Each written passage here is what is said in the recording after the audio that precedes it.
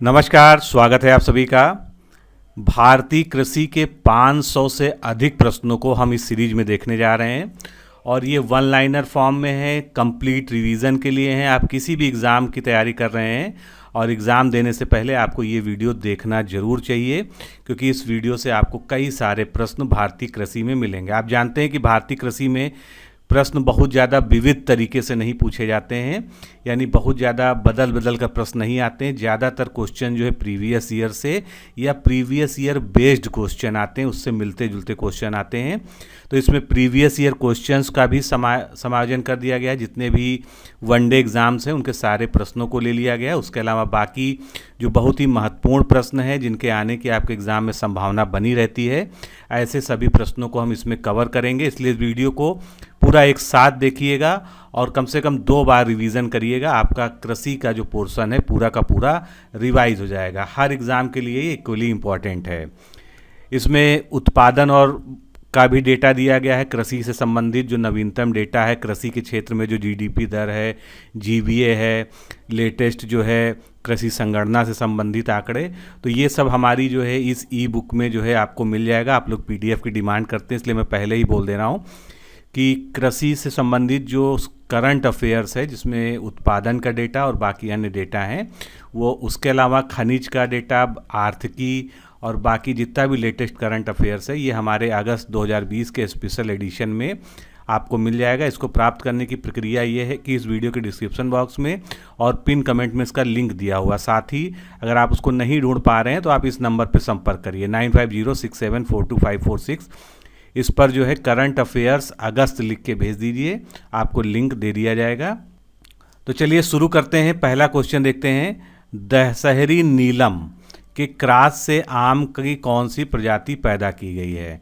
तो दशहरी और नीलम 2 प्रजातियां हैं अलग अलग। इनका जब क्रॉस कराकर जो है आम्रपाली, जो कि बहुत अच्छी किस्म मानी जाती है आम की, उसका उत्पादन किया जाता है। भारत में निर्यात करने के लिए परंपरागत वस्तुएं क्या हैं? तो भारत जो है अनाज, जूट उत्पाद और चीनी, इनका परंपरागत रूप से निर्यात करता है। आर्थिक नियोजन के युग के आरंभ से भारत की सकल राष्ट्रीय आय में कुल कृषि क्षेत्र में जो हिस्सा है वो क्या हो रहा है? बढ़ रहा है, घट रहा है? ये प्रश्न है। तो लगातार कम हो रहा है। जो कृषि क्षेत्र का हिस्सा है वो चाहे जीवीए के टर्म्स में देख लीजिए, चाहे जीडीपी के टर्म्स में देख लीजिए, दोनों में निरंतर गिर रहा है। क्योंकि पहले जो है कृषि ही सबसे बड़ा पोर्शन होती थी, लेकिन अब जो है सेवा क्षेत्र जो है सबसे बड़ा पोर्शन है। और जो 19-20 में राष्ट्रीय आय में इसका योगदान है कृषि का, वो 16.5% था जीडीपी के टर्म्स में। मैदानी क्षेत्र में पारिस्थितिकी संतुलन को कायम रखने के लिए वन आवरण यानी फॉरेस्ट कवर का न्यूनतम कितना प्रतिशत होना चाहिए? तो किसी भी मैदानी क्षेत्र में ये रिकमेंड किया जाता है कि 25% वहाँ पर फॉरेस्ट कवर होना चाहिए। और ऐसे ओवरऑल की बात करें तो 33% जो है पूरा जो है वृक्षावरण, वनावरण जो है कम से कम रिक्वायर्ड होता है कहीं पर भी। क्विक लाइम, बुझा चूना, जिप्सम और वर्मी कंपोस्ट, इनमें से कौन सा ऊसर मृदा के लिए सुधारक है? यानी ऊसर मृदा का अगर रिक्लेमेशन करना है तो इसमें किसका यूज़ करेंगे? इसमें हम जिप्सम का यूज़ करेंगे। विश्व खाद्य एवं कृषि संगठन के महानिदेशक कौन है वर्तमान में? क्यू डोंगियो। इनका कार्यकाल है 1 अगस्त 2019 से 31 जुलाई 2023 तक। 5 वर्षों में इनका कार्यकाल रहेगा। खाद्य और पोषण मंडल यानी food and nutrition board Bharat सरकार के कौन से मंत्रालय के अधीन कार्य करता है? तो ये मानव संसाधन विकास मंत्रालय के अधीन कार्य करता है। किस पंचवर्षीय योजना में कृषि ने ऋणात्मक विकास प्रदर्शित किया था? तो तीसरी पंचवर्षीय योजना थी, उसमें युद्ध वगैरह जो है मेजर कारण थे। तो युद्ध वगैरह के कारण जो है सब पूरी अर्थव्यवस्था ही लड़खड़ा गई थी और जो कृषि जो था वो तो निगेटिव ग्रोथ में चला गया था। भारत में सर्वाधिक सिंचित क्षेत्रफल वाला राज्य कौन सा है? नो डाउट उत्तर प्रदेश इसका सही उत्तर है, कई सालों से बना हुआ है। किस पंचवर्षीय योजना में कृषि क्षेत्र का विकास लक्ष्य से अधिक हुआ है? तो जो पहली पंचवर्षीय योजना थी उसमें लक्ष्य से अधिक कृषि का विकास हुआ था। भारतीय कृषि में जो निम्न उत्पादकता है, लो प्रोडक्टिविटी है, उसके कुछ कारण जो है इसमें हमको बताने हैं। तो आवश्यकता से अधिक लोगों का कृषि कार्य में लगा रहना, जिसको हम प्रच्छन्न बेरोजगारी कहते हैं, जोतों का आकार छोटा होना और उत्पादन की पिछड़ी तकनीक, ये सभी जो है भारत में कृषि के उत्पादन की, निम्न उत्पादन की प्रमुख वजहें हैं। प्रायद्वीपीय भारत में सिंचाई का प्रमुख साधन क्या है? प्रायद्वीपीय भारत जो नीचे का भारत है जो है उसमें तालाब वहाँ पर मुख्य स्रोत है सिंचाई का। भारतीय अर्थव्यवस्था में कृषि के महत्व उसके निम्नांकित योगदान से जाना जाता है। कौन कौन सा योगदान? राष्ट्रीय आय में इसका योगदान है और सर्वाधिक रोजगार में इसका योगदान है। औद्योगिक विकास और अंतर्राष्ट्रीय व्यापार में कृषि का योगदान है और खाद्यान्न आपूर्ति। तो इस वजह से कृषि का जो है अर्थव्यवस्था में महत्व है। किस उर्वरक के उपभोग के लिए भारत पूरी तरह से आयात पर ही निर्भर करता है? यानी भारत को जो है ये आयात करना पड़ता है पोटास। भारत में कृषि को क्या समझा जाता है? तो भारत में कृषि को जो है जीविकोपार्जन का साधन समझा जाता है, क्योंकि ये मूलभूत जीने के लिए साधन समझा जाता है। इसी पर जो है बहुत ज़्यादा परसेंट आबादी भारत की डिपेंड है। वर्ष 2011 में बंद कर दिया गया निवेश का वह लोकप्रिय विकल्प जिसे तत्कालीन वित्त मंत्री अरुण जेटली ने 18 नवंबर 2014 को फिर से शुरू किया। तो किसान विकास पत्र आप जानते हैं काफ़ी पॉपुलर होता था एक समय में, इसको बंद कर दिया था पिछली गवर्नमेंट ने। अब जो है ये फिर से शुरू हुआ है, जिसको हम KVP के नाम से जानते हैं। NAIP यानी national agriculture innovation project ICAR के द्वारा किस वर्ष शुरू किया गया था? 2006 में शुरू किया गया था। देश में वर्तमान में ICAR यानी Indian council for agriculture research जो कि नई दिल्ली में है के अंतर्गत कितने कृषि विज्ञान केंद्र हैं? तो वर्तमान में जो लेटेस्ट डाटा अवेलेबल है उसके हिसाब से 706 कृषि विज्ञान केंद्र हैं। आम्रपाली आम की किस्म है और वनराज, इनको अगर आपस में हम क्रॉस कराते हैं तो जो हाइब्रिड क्रॉस आम बनेगा वो कौन सा होगा? उसका नाम रखा गया है अनमोल। गेहूं, चावल, तिलहन और दलहन में से कौन राष्ट्रीय खाद्यान्न सुरक्षा मिशन में सम्मिलित नहीं है? तिलहन जो है इसमें नहीं आता है। राष्ट्रीय हॉर्टिकल्चर मिशन किस पंचवर्षीय योजना में आरंभ किया गया था? तो ये मई 2005 में आरंभ हुआ था। इससे आप अंदाज लगा सकते हैं कि 10वीं पंचवर्षीय योजना में इसका शुभारंभ हुआ था। देश में जलाशयों के जल स्तर क्षमता की स्थिति की निगरानी कौन करता है? केंद्रीय जल आयोग जो है जल स्तर क्षमता की निगरानी करता है जलाशयों में। कृषि वर्ष यानी एग्रीकल्चर ईयर की अवधि कब से कब होती है? तो जो एग्रीकल्चर ईयर होता है, जैसे फाइनेंशियल ईयर होता है, कैलेंडर ईयर होता है, RBI का अलग ईयर होता है, उसी तरह से जुलाई से लेके जून तक जो है कृषि वर्ष का जो है ईयर होता है, यानी कृषि ईयर जो है जुलाई से जून तक होता है। भूमिगत जल यानी टेबल वाटर या जिसको अंडरग्राउंड वाटर कहते हैं, इसको दूषित करने वाले जीवाणु, शैवाल, आर्सेनिक और वायरस में से कौन एक अजैविक प्रदूषक है? तो अजैविक निश्चित रूप से आप इसमें देख सकते हैं आर्सेनिक है। भारत सरकार सी बकथॉर्न की खेती को प्रोत्साहित कर रही है। इस पौधे का क्या महत्व है? तो ये मृदा क्षरण के नियंत्रण में सहायक होता है, यानी मिट्टी के अपरदन को रोकता है और मरुस्थलीकरण को रोकता है। इसका जो पोषण मान होता है, न्यूट्रिशनल वैल्यू होती है, वो अधिक होती है और ये उच्च तुंगता वाले ठंडे क्षेत्रों में जीवित रहने के लिए भली भांति अनुकूल होता है। अगला प्रश्न देखते हैं। भारतीय कृषि अनुसंधान परिषद के 90वें स्थापना दिवस पर राष्ट्रीय सम्मेलन का आयोजन 16 जुलाई 2019 को कहाँ पर किया गया था? नई दिल्ली में किया गया था। बोरलाग पुरस्कार किस एक वैज्ञानिक क्षेत्र में दिया जाता है? तो ये कृषि विज्ञान के क्षेत्र में बोरलाग पुरस्कार दिया जाता है, जो कि नॉर्मन बोरलाग के नाम पर शुरू किया गया था। वर्मी कल्चर में क्या प्रयुक्त होता है? कौन सा वर्म यूज होता है? अर्थवर्म यानी केचुए का इसमें प्रयोग किया जाता है। नॉर्मन अर्नेस्ट बोरलाग जो कि हरित क्रांति के जनक माने जाते हैं विश्व में, ये किस देश से संबंधित थे? ये अमेरिका से संबंधित थे। पूर्वोत्तर क्षेत्र में जैव उत्पादों को बढ़ावा देने हेतु कौन सी योजना आरंभ की गई है? तो ये योजना का नाम है जैव मूल्य श्रृंखला विकास योजना। ये स्पेशली कहाँ के लिए है? भारत के नॉर्थ ईस्ट के स्टेट्स के लिए। प्याज के छिलके को उतारने पर आंखों में आंसू आ जाते हैं, क्योंकि प्याज क्या निष्कासित करता है? तो प्याज में जो केमिकल कंपाउंड होता है वो होता है डाइसल्फाइड एसिड, उसकी वजह से जो है आंखों में आंसू आ जाते हैं। आप देखना है कि कौन कौन से कथन सत्य हैं। तो ये सारे सत्य कथन दिए हैं। मक्का का मंड, मंड मतलब स्टार्च, तो मक्का का मंड के उत्पादन के लिए प्रयोग किया जाता है, स्टार्च इससे प्रमुख रूप से प्राप्त करते हैं। मक्का से निष्कर्षित तेल जैव डीजल यानी बायोडीजल के लिए फीड स्टॉक हो सकता है, ये भी सही है। और मक्का के प्रयोग से अल्कोहलिक पेय बनाए जाते हैं, अल्कोहलिक ड्रिंक्स इससे तैयार की जाती हैं। तो मक्के के ये तीनों ही प्रयोग जो है सही दिए हुए हैं। आगे चलते हैं। गेहूं, चावल, चीनी और दाल, इनमें से कौन सा एक उत्पाद भारत में सामान्यतः निर्यात नहीं किया जाता है? दालें, क्योंकि भारत दाल का सबसे बड़ा उत्पादक तो है विश्व में, लेकिन भारत सबसे बड़ा उपभोक्ता भी है। हम जितनी दाल उगाते हैं वो हमारे लिए ही पर्याप्त हो पाती है, वो भी कम पड़ जाती है, इसलिए इसका निर्यात नहीं किया जाता है। प्रशीतन, प्रशीतन को इंग्लिश में क्या कहेंगे? रेफ्रिजरेशन, यानी ठंडे में रखना। तो प्रशीतन जो है खाद्य परीक्षण यानी फूड प्रोसेसिंग में किस प्रकार से मदद करता है? ये जैव रासायनिक अभिक्रियाओं को यानी बायोकेमिकल जो रिएक्शंस होती हैं उसकी दर को कम कर देता है। हाल ही में केंद्रीय कृषि मंत्रालय का नाम परिवर्तित किया गया है। अब इस मंत्रालय का क्या नाम हो गया है? केंद्रीय कृषि व कृषक कल्याण मंत्रालय। वर्ष 2020 का विश्व खाद्य पुरस्कार किसे प्रदान किया गया? डॉक्टर रतन लाल को। काफ़ी प्रोबेबल क्वेश्चन है।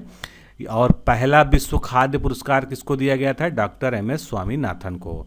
संसार में किस फसल का उत्पादन तथा क्षेत्रफल सर्वाधिक है? धान का। मक्का की पत्तियों के शीर्ष का सफ़ेद होना किस बात का सूचक होता है?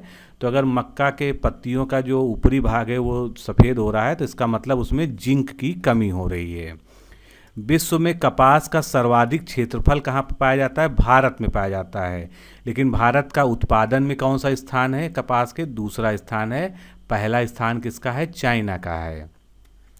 क्यूरिंग क्या है? ये एक एग्रीकल्चर की टेक्निक है। तो क्यूरिंग की क्रिया किस फसल में संपन्न होती है? ये तंबाकू यानी टोबैको की खेती में या टोबैको की फसल में यूज़ होती है।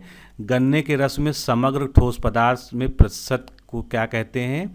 तो उसको ब्रिक्स कहते हैं। यानी गन्ने के रस में जो समग्र ठोस पदार्थ में प्रतिशत होता है उसका रस का, वो जो है ब्रिक्स कहलाता है। सर्वाधिक कार्बोहाइड्रेट किस खाद्यान्न में पाया जाता है? यहाँ पर ध्यान दीजिएगा, खाद्यान्न की बात हो रही है। तो सबसे ज़्यादा खाद्यान्न में जो है कार्बोहाइड्रेट मक्का में पाया जाता है, क्योंकि इसमें क्या होता है? स्टार्च की जो है बहुत ज़्यादा मात्रा होती है। अन्न भंडारण यानी जो स्टोरेज किया जाता है अन्न का, उसमें अन्न में नमी यानी ह्यूमिडिटी कितने प्रतिशत मात्रा जो है उसकी रिकमेंड की जाती है? तो 12% से कम होनी चाहिए ह्यूमिडिटी। वर्तमान में दलहन का शीर्ष उत्पादक तथा सर्वाधिक उपभोक्ता राष्ट्र कौन सा है? भारत है। सोयाबीन में तेल की कितनी प्रतिशत मात्रा पाई जाती है? सोयाबीन में 20 से 22% तक मात्रा पाई जाती है। आयरन की सर्वाधिक मात्रा किस फसल में पाई जाती है? आयरन की सर्वाधिक मात्रा सेब में पाई जाती है। थायमिन, जिसको हम विटामिन B1 भी कहते हैं, ये सर्वाधिक किस फल में मिलता है? तो ये सबसे ज़्यादा जो है काजू में पाया जाता है। कई बार ये क्वेश्चन रिपीट करके पूछा गया है। अब हम सूची 1 और सूची 2 को मिलाते हैं। मिलान आपके सामने है। हरा सोना किसको कहते हैं? अफीम को कहते हैं। ये इसके जो है क्या है? संज्ञाएं हैं या उपमाएं हैं। झूठा सोना पाइराइट को कहते हैं। फलों का राजा आम है और फलों की रानी लीची के लिए उपमा दी जाती है। सर्वाधिक रबर उत्पादक राष्ट्र, यहाँ पर नेचुरल रबर की बात हो रही है, ये थाईलैंड करता है। तो प्राकृतिक रबर में थाईलैंड जो है टॉप पर है, पहले नंबर पे। दूसरे नंबर पे इंडोनेशिया है। तीसरे नंबर पे वियतनाम है। और भारत भी यहाँ पर अपना स्थान रखता है, चौथा स्थान। और 5वें नंबर पे चाइना है। कुफरी किस फसल की किस्म है? कुफरी आलू की किस्म है। कुफरी के बारे में जान लीजिए। कुफरी जो है शिमला में एक जगह है जहाँ पर राष्ट्रीय आलू अनुसंधान केंद्र है। इसीलिए आलू की जितनी आप वैरायटीज़ देखेंगे मोस्टली जो है उसमें कुफरी नाम जुड़ा होता है। जैसे कुफरी सिंदूरी, कुफरी सुनहरी, तो ये कुफरी नाम से जो फेमस वैरायटीज़ हैं वो ज़्यादातर आलू की होती हैं। आगे चलते हैं। चाय का जन्म स्थान यानी चाय की ओरिजिन प्लेस कहाँ पर है? नेटिव प्लेस कहाँ पर है? चाइना। नारियल उत्पादक राष्ट्रों में भारत का कौन सा स्थान है? भारत का तीसरा स्थान है। पहले नंबर पर नारियल का उत्पादन इंडोनेशिया में होता है। दूसरे नंबर पर फिलीपींस में होता है। सूरजमुखी या सूर्यमुखी का नेटिव प्लेस कहाँ है? नॉर्थ अमेरिका, नॉर्थ अमेरिका उसका नेटिव है। शीर्ष केसर उत्पादक राज्य भारत का कौन सा है? जम्मू कश्मीर है। खरीफ की कौन कौन सी फसलें हैं? खरीफ में फसलें कई सारी होती हैं, कपास, मूंगफली, मक्का, चावल, ज्वार, बाजरा, रागी, तंबाकू, जूट, ये सभी कैसी हैं? खरीफ की फसलें हैं प्रमुख रूप से। कौन से कथन सही हैं? चाय असम की मुख्य फसल है, ये कथन वाले क्वेश्चन में पूछा गया था एक बार। और गुजरात जो है इसमें तंबाकू की विस्तृत मात्रा की पर खेती की जाती है। आगे चलते हैं। सदाबहार, खस, सौंफ व सतावर, इनमें से कौन रोज़मर्रा के इस्तेमाल में लाए जाने वाले पौधों का फल भाग है, यानी फ्रूट पार्ट है? तो फ्रूट पार्ट जो है इसमें से सौंफ है। कनोला मानव उपयोग के लिए लगाई गई विशिष्ट प्रकार की तिलहन सरसों की एक किस्म है, को निर्दिष्ट करती है। इन किस्मों की प्रमुख विशेषता क्या है? यानी आपसे पूछा जा रहा है कि कनोला जो सरसों की वैरायटी है इसका प्रमुख जो है इसकी विशेषता क्या है? इनके तेल में एरूसिक एसिड बहुत अल्प मात्रा में होता है। आलू क्या है? आलू एक कंद है, तने से जो है डेवलप होता है। अंग्रेजों द्वारा सर्वप्रथम कहवा बागवान यानी कॉफ़ी के बागान कहाँ पर लगाए गए थे? चिकमंगलुरु जनपद में। चावल, मसूर, गेहूँ, इनमें से किस फसल में उत्तर प्रदेश भारत में सबसे बड़ा उत्पादक है?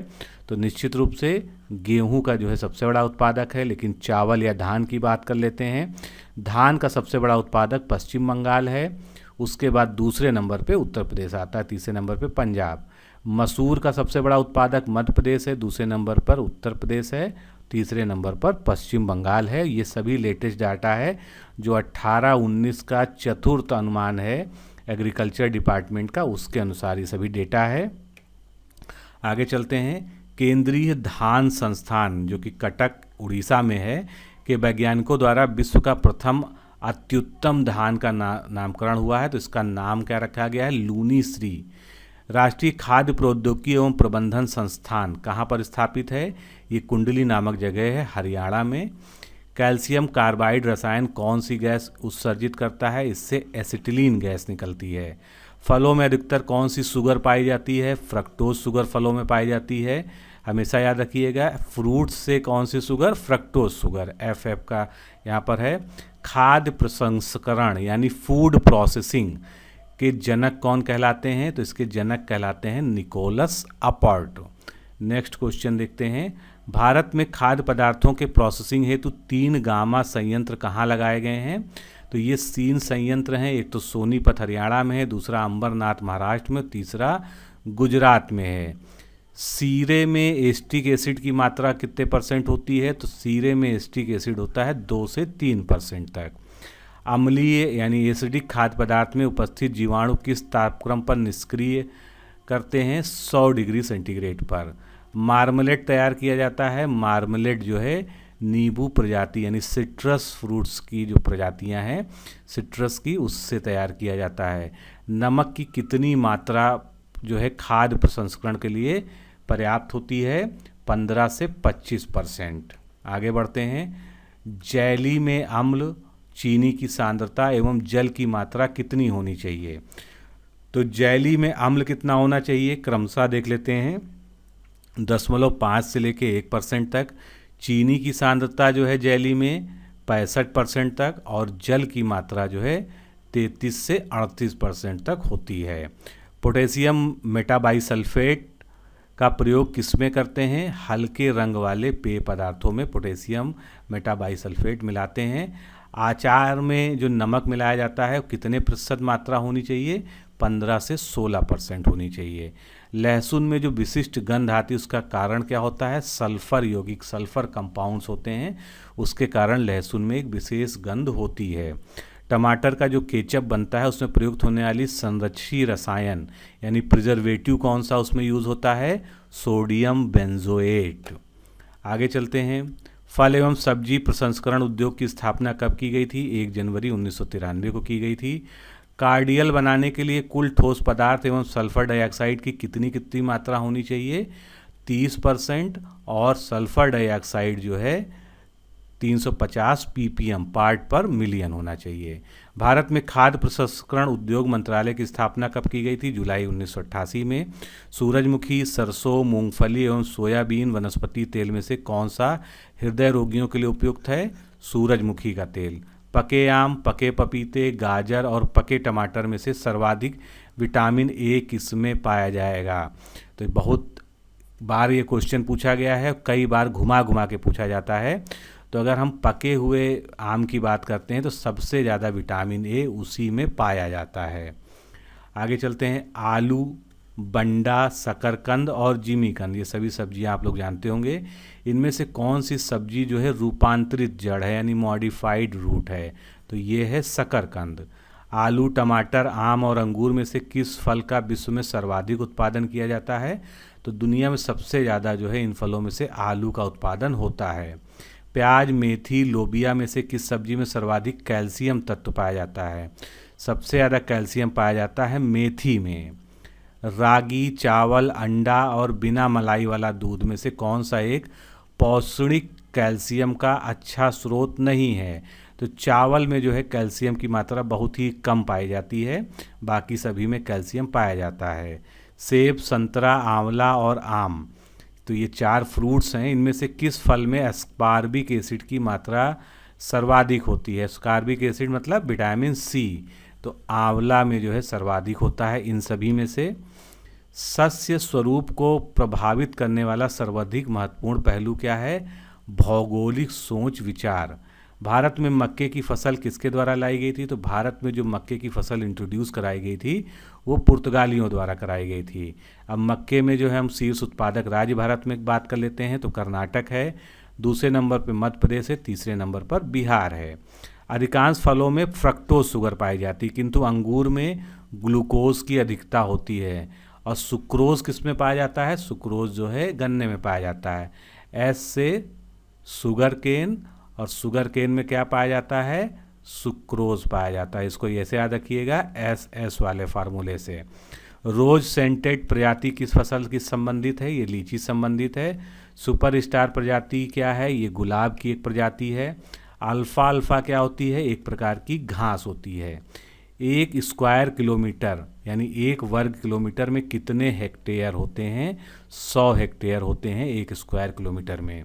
सेब की सुगंध मुख्यतः किसके कारण होती है? मैलिक एसिड के कारण। सेब में मैलिक एसिड पाया जाता है, कई बार ये क्वेश्चन आ चुका है। छिली हुई सब्जियों को धोने से कौन सा विटामिन निकल जाता है? तो आप जानते हैं विटामिन सी वाटर सॉल्युबल होता है और इसलिए जो है ये निकल जाता है। भारत में मक्के की खेती किस मौसम में की जाती है? भारत में जो है मक्का वर्ष भर बोया जाता है। भारत में जूट का सर्वाधिक क्षेत्रफल कहाँ पर है? पश्चिम बंगाल में। क्षेत्रफल के मामले में पश्चिम बंगाल में है और उत्पादन में भी जो है जूट सबसे ज़्यादा पश्चिम बंगाल में होता है। दूसरे नंबर पे बिहार, तीसरे नंबर पे असम। अगर वर्ल्ड में बात करें तो वर्ल्ड लेवल पर सबसे ज़्यादा जूट उत्पादन भारत में होता है। दूसरे नंबर पे बांग्लादेश, तीसरे नंबर पे चाइना। किस कृषि वैज्ञानिक ने महाधान या सुपर राइस का विकास किया था? GS खुश ने। चावल की खेती के लिए आदर्श जलवायु की परिस्थितियां कौन सी हैं? 100 सेंटीमीटर से ऊपर वर्षा और 25 सेंटीमीटर से ऊपर का ताप। साओ पोलो तंबाकू, चाय, कहवा एवं कोकोवा में से किसके उत्पादन के लिए प्रसिद्ध है? तो साओ पोलो जो है कहवा यानी कॉफ़ी के, क्योंकि इसको कॉफ़ी पोर्ट भी कहा जाता है, तो ये कहवा के उत्पादन के लिए फेमस है।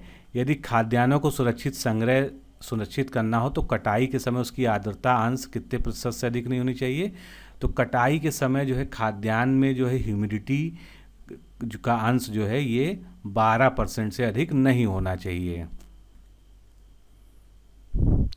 अगला प्रश्न देखते हैं। सेब के फलों का जो हल्का लाल रंग होता है वो किस वजह से होता है? तो उस सेब के फलों में एक पिगमेंट पाया जाता है एंथोसाइनिन, उसकी वजह से उसका लाल जो है लाल रंग का हल्का होता है। विश्व में कौन सा देश फलों का अधिकतम उत्पादन करता है? चीन। चीन जो है सभी देशों में सर्वाधिक फल उत्पादन करता है। यहाँ पर बात हो रही कुल फल उत्पादन की। अमरूद का कौन सा भाग खाया जाता है? अमरूद का पेरिकार्प और थैलमस खाया जाता है। खाद्य एवं कृषि संगठन यानी FAO की स्थापना कब हुई थी? 1945 में रोम में हुई थी। भारत का कौन सा राज्य फलों का सर्वाधिक उत्पादन करता है? तो भारत में आंध्र प्रदेश जो है फलों का सर्वाधिक उत्पादक राज्य है। आंध्र के बाद महाराष्ट्र का नंबर आता है, उसके बाद उत्तर प्रदेश का नंबर आता है। और विश्व में जो कुल फल उत्पादन है, जिसकी बात अभी हमने ऊपर की, उसमें चाइना नंबर 1 पे, भारत दूसरे नंबर पे और ब्राज़ील तीसरे नंबर पे है। सिट्रस फलों में यानी नींबू वर्गीय फलों में लगने वाली हानिकारक विषाणु जनित बीमारी कौन सी है? ट्रिस्टेजा। बेर, जामुन, फालसा, चेरी, आंवला इत्यादि फलों में कौन सा भाग खाया जाता है? तो इनमें जो है बाह्य एवं मध्य फल भित्ति, जिसको हम क्या कहेंगे? Endocarp and एक्सोकार्प। आम, लीची, पपीता और सपोता में से किस फल में विटामिन ए की मात्रा सर्वाधिक होती है? तो इन फलों में से आम में सबसे ज़्यादा विटामिन ए पाया जाता है। केंद्रीय खाद्य प्रसंस्करण तकनीकी अनुसंधान संस्थान भारत के किस राज्य में स्थित है? तो ये स्थित है मैसूर में, कर्नाटक में। पाश्चुरीकरण यानी पाश्चराइजेशन क्रिया के संबंध में सही कथन कौन सा है?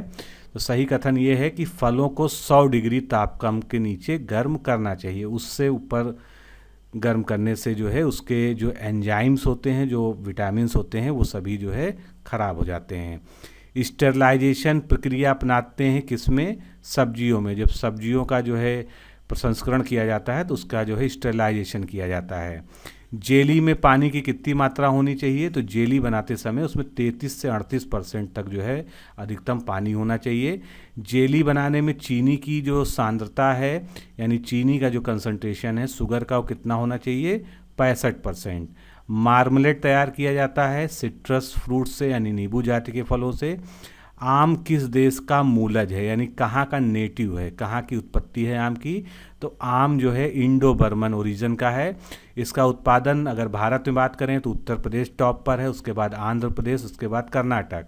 और वर्ल्ड लेवल पर भारत सबसे बड़ा उत्पादक है आम का, दूसरे नंबर पर चीन, तीसरे नंबर पर थाईलैंड।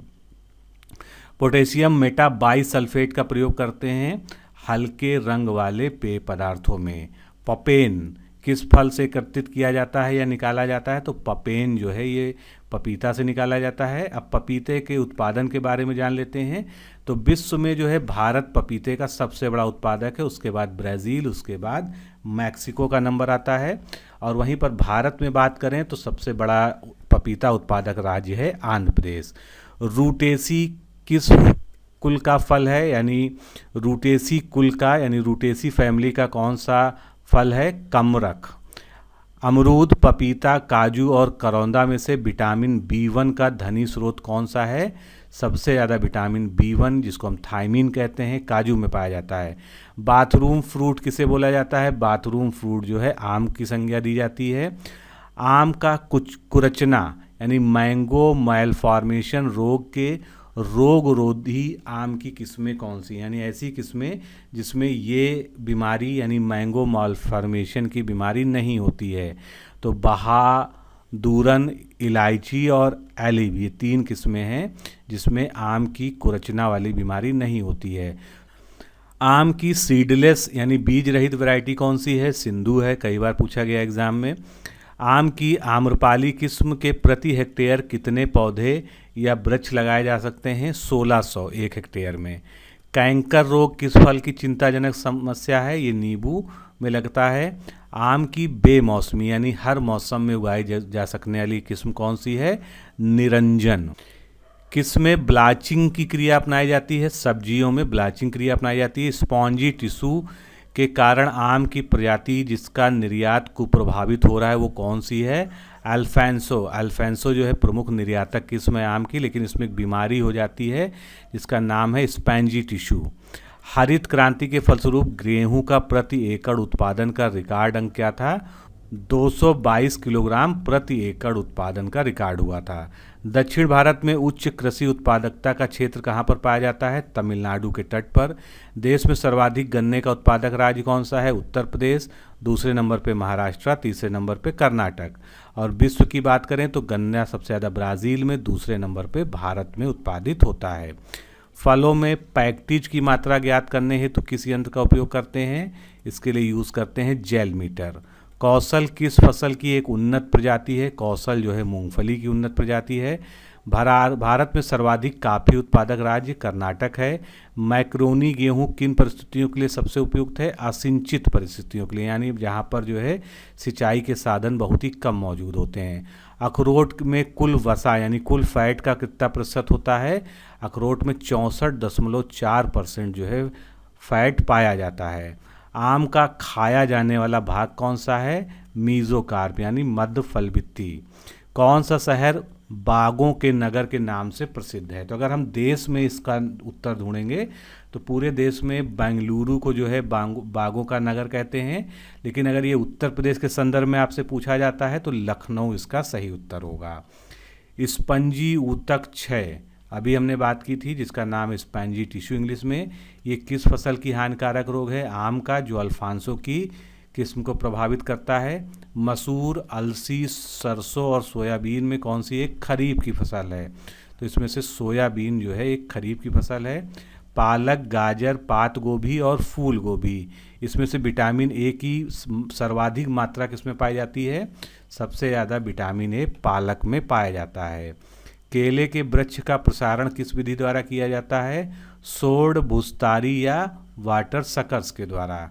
फलों का फटना, फूल स्प्लिटिंग, अधोलिखित फलों की एक महत्वपूर्ण समस्या है, यानी ये जो है समस्या किसके में होती है? लीची में होती है, बेर में होती है, चेरी में होती है। सभी जो है फल मैच्योर होने पर चटक जाते हैं। लखनऊ 49 किसकी एक फेमस किस्म है? ये अमरूद की किस्म है। भारत का कौन सा राज्य काजू का सबसे बड़ा उत्पादक है? तो काजू का सर्वाधिक उत्पादन करता है महाराष्ट्र, दूसरे नंबर पे आंध्र प्रदेश, तीसरे नंबर पे उड़ीसा। आम में काला सीरा यानी ब्लैक टिप रोग का कारण क्या है? तो ब्लैक टिप रोग जो है एक बैक्टीरिया या जीवाणु की वजह से होता है। संसार में अनानास का सबसे बड़ा उत्पादक देश कौन सा है? Costa Rica. भारत में किस राज्य में आम का उत्पादन सर्वाधिक होता है? उत्तर प्रदेश में। पॉली इम्ब्रियानी यानी बहुभ्रूणता, यानी एक ही फल में कई सारे भ्रूण पाया जाना, किन फलों में पाया जाता है? जामुन में, आम में, सिट्रस फ्रूट में। सेब किस प्रकार का फल है? सेब एक जो है फाल्स फ्रूट है। सेब का कौन सा भाग खाया जाता है? सेब का जो है फ्लैसी थैलमस या गूदेदार पुष्पासन खाया जाता है। कई एग्जाम्स में ये पूछा जा चुका है। वानस्पतिक रूप से केला क्या है? केरा जो है एक बेरी फ्रूट है। कैल्शियम कार्बाइड रसायन बेंजीन, इथाइलिन और एसिटिलीन और मीथेन गैस में से कौन सी गैस निकालता है? तो कैल्शियम कार्बाइड रसायन जो है एसिटिलीन गैस प्रोड्यूस करता है। नींबू जाति के फलों में सिट्रस कैंकर का प्रमुख कारण क्या है? एक जीवाणु। पनामा म्लानी एक भयानक बीमारी है किस फसल की? केला की। पनामा रोग जो है केले का बहुत ही खतरनाक रोग है। कुर्ग, हनीड्यू, पूसा डेलिशियस, पूसा नन्हा, पूसा ड्वार्फ, ये किस फल वृक्ष की उत्तर प्रजातियां हैं? तो ये जो है पपीता की जो है प्रजातियां हैं। आगे चलते हैं। मध्य एशिया, दक्षिण अमेरिका, पूर्वी यूरोप और उष्ण अमेरिका में से पपीता की उत्पत्ति कहाँ मानी जाती है? तो पपीता का नेटिव कंट्री है उष्ण अमेरिका। अर्कावती किस फल की संकर किस्म है यानी हाइब्रिड किस्म है? तो अर्कावती जो है अंगूर की एक हाइब्रिड किस्म है। बंची टॉप किस फसल की बीमारी है? तो बंची टॉप जो है केले की बीमारी है, इसको बोला जाता है बंची टॉप ऑफ बनाना। लंगड़ा, दशहरी, आम्रपाली और बेनिशान में से कौन सी एक आम की नियमित फल देने वाली किस्म है? आम्रपाली। देश में मसाले के उत्पादन में प्रथम स्थान किस प्रदेश का है? मध्य प्रदेश का है। मध्य प्रदेश के बाद राजस्थान, राजस्थान के बाद आंध्र प्रदेश का नंबर आता है। सेब फ्रूट के बगीचों में सर्वाधिक हानि किस रोग के कारण होती है? तो एप्पल स्कैब नामक की बीमारी होती है, उसके कारण जो है सेब फल के बगीचों में सबसे ज़्यादा नुकसान होता है।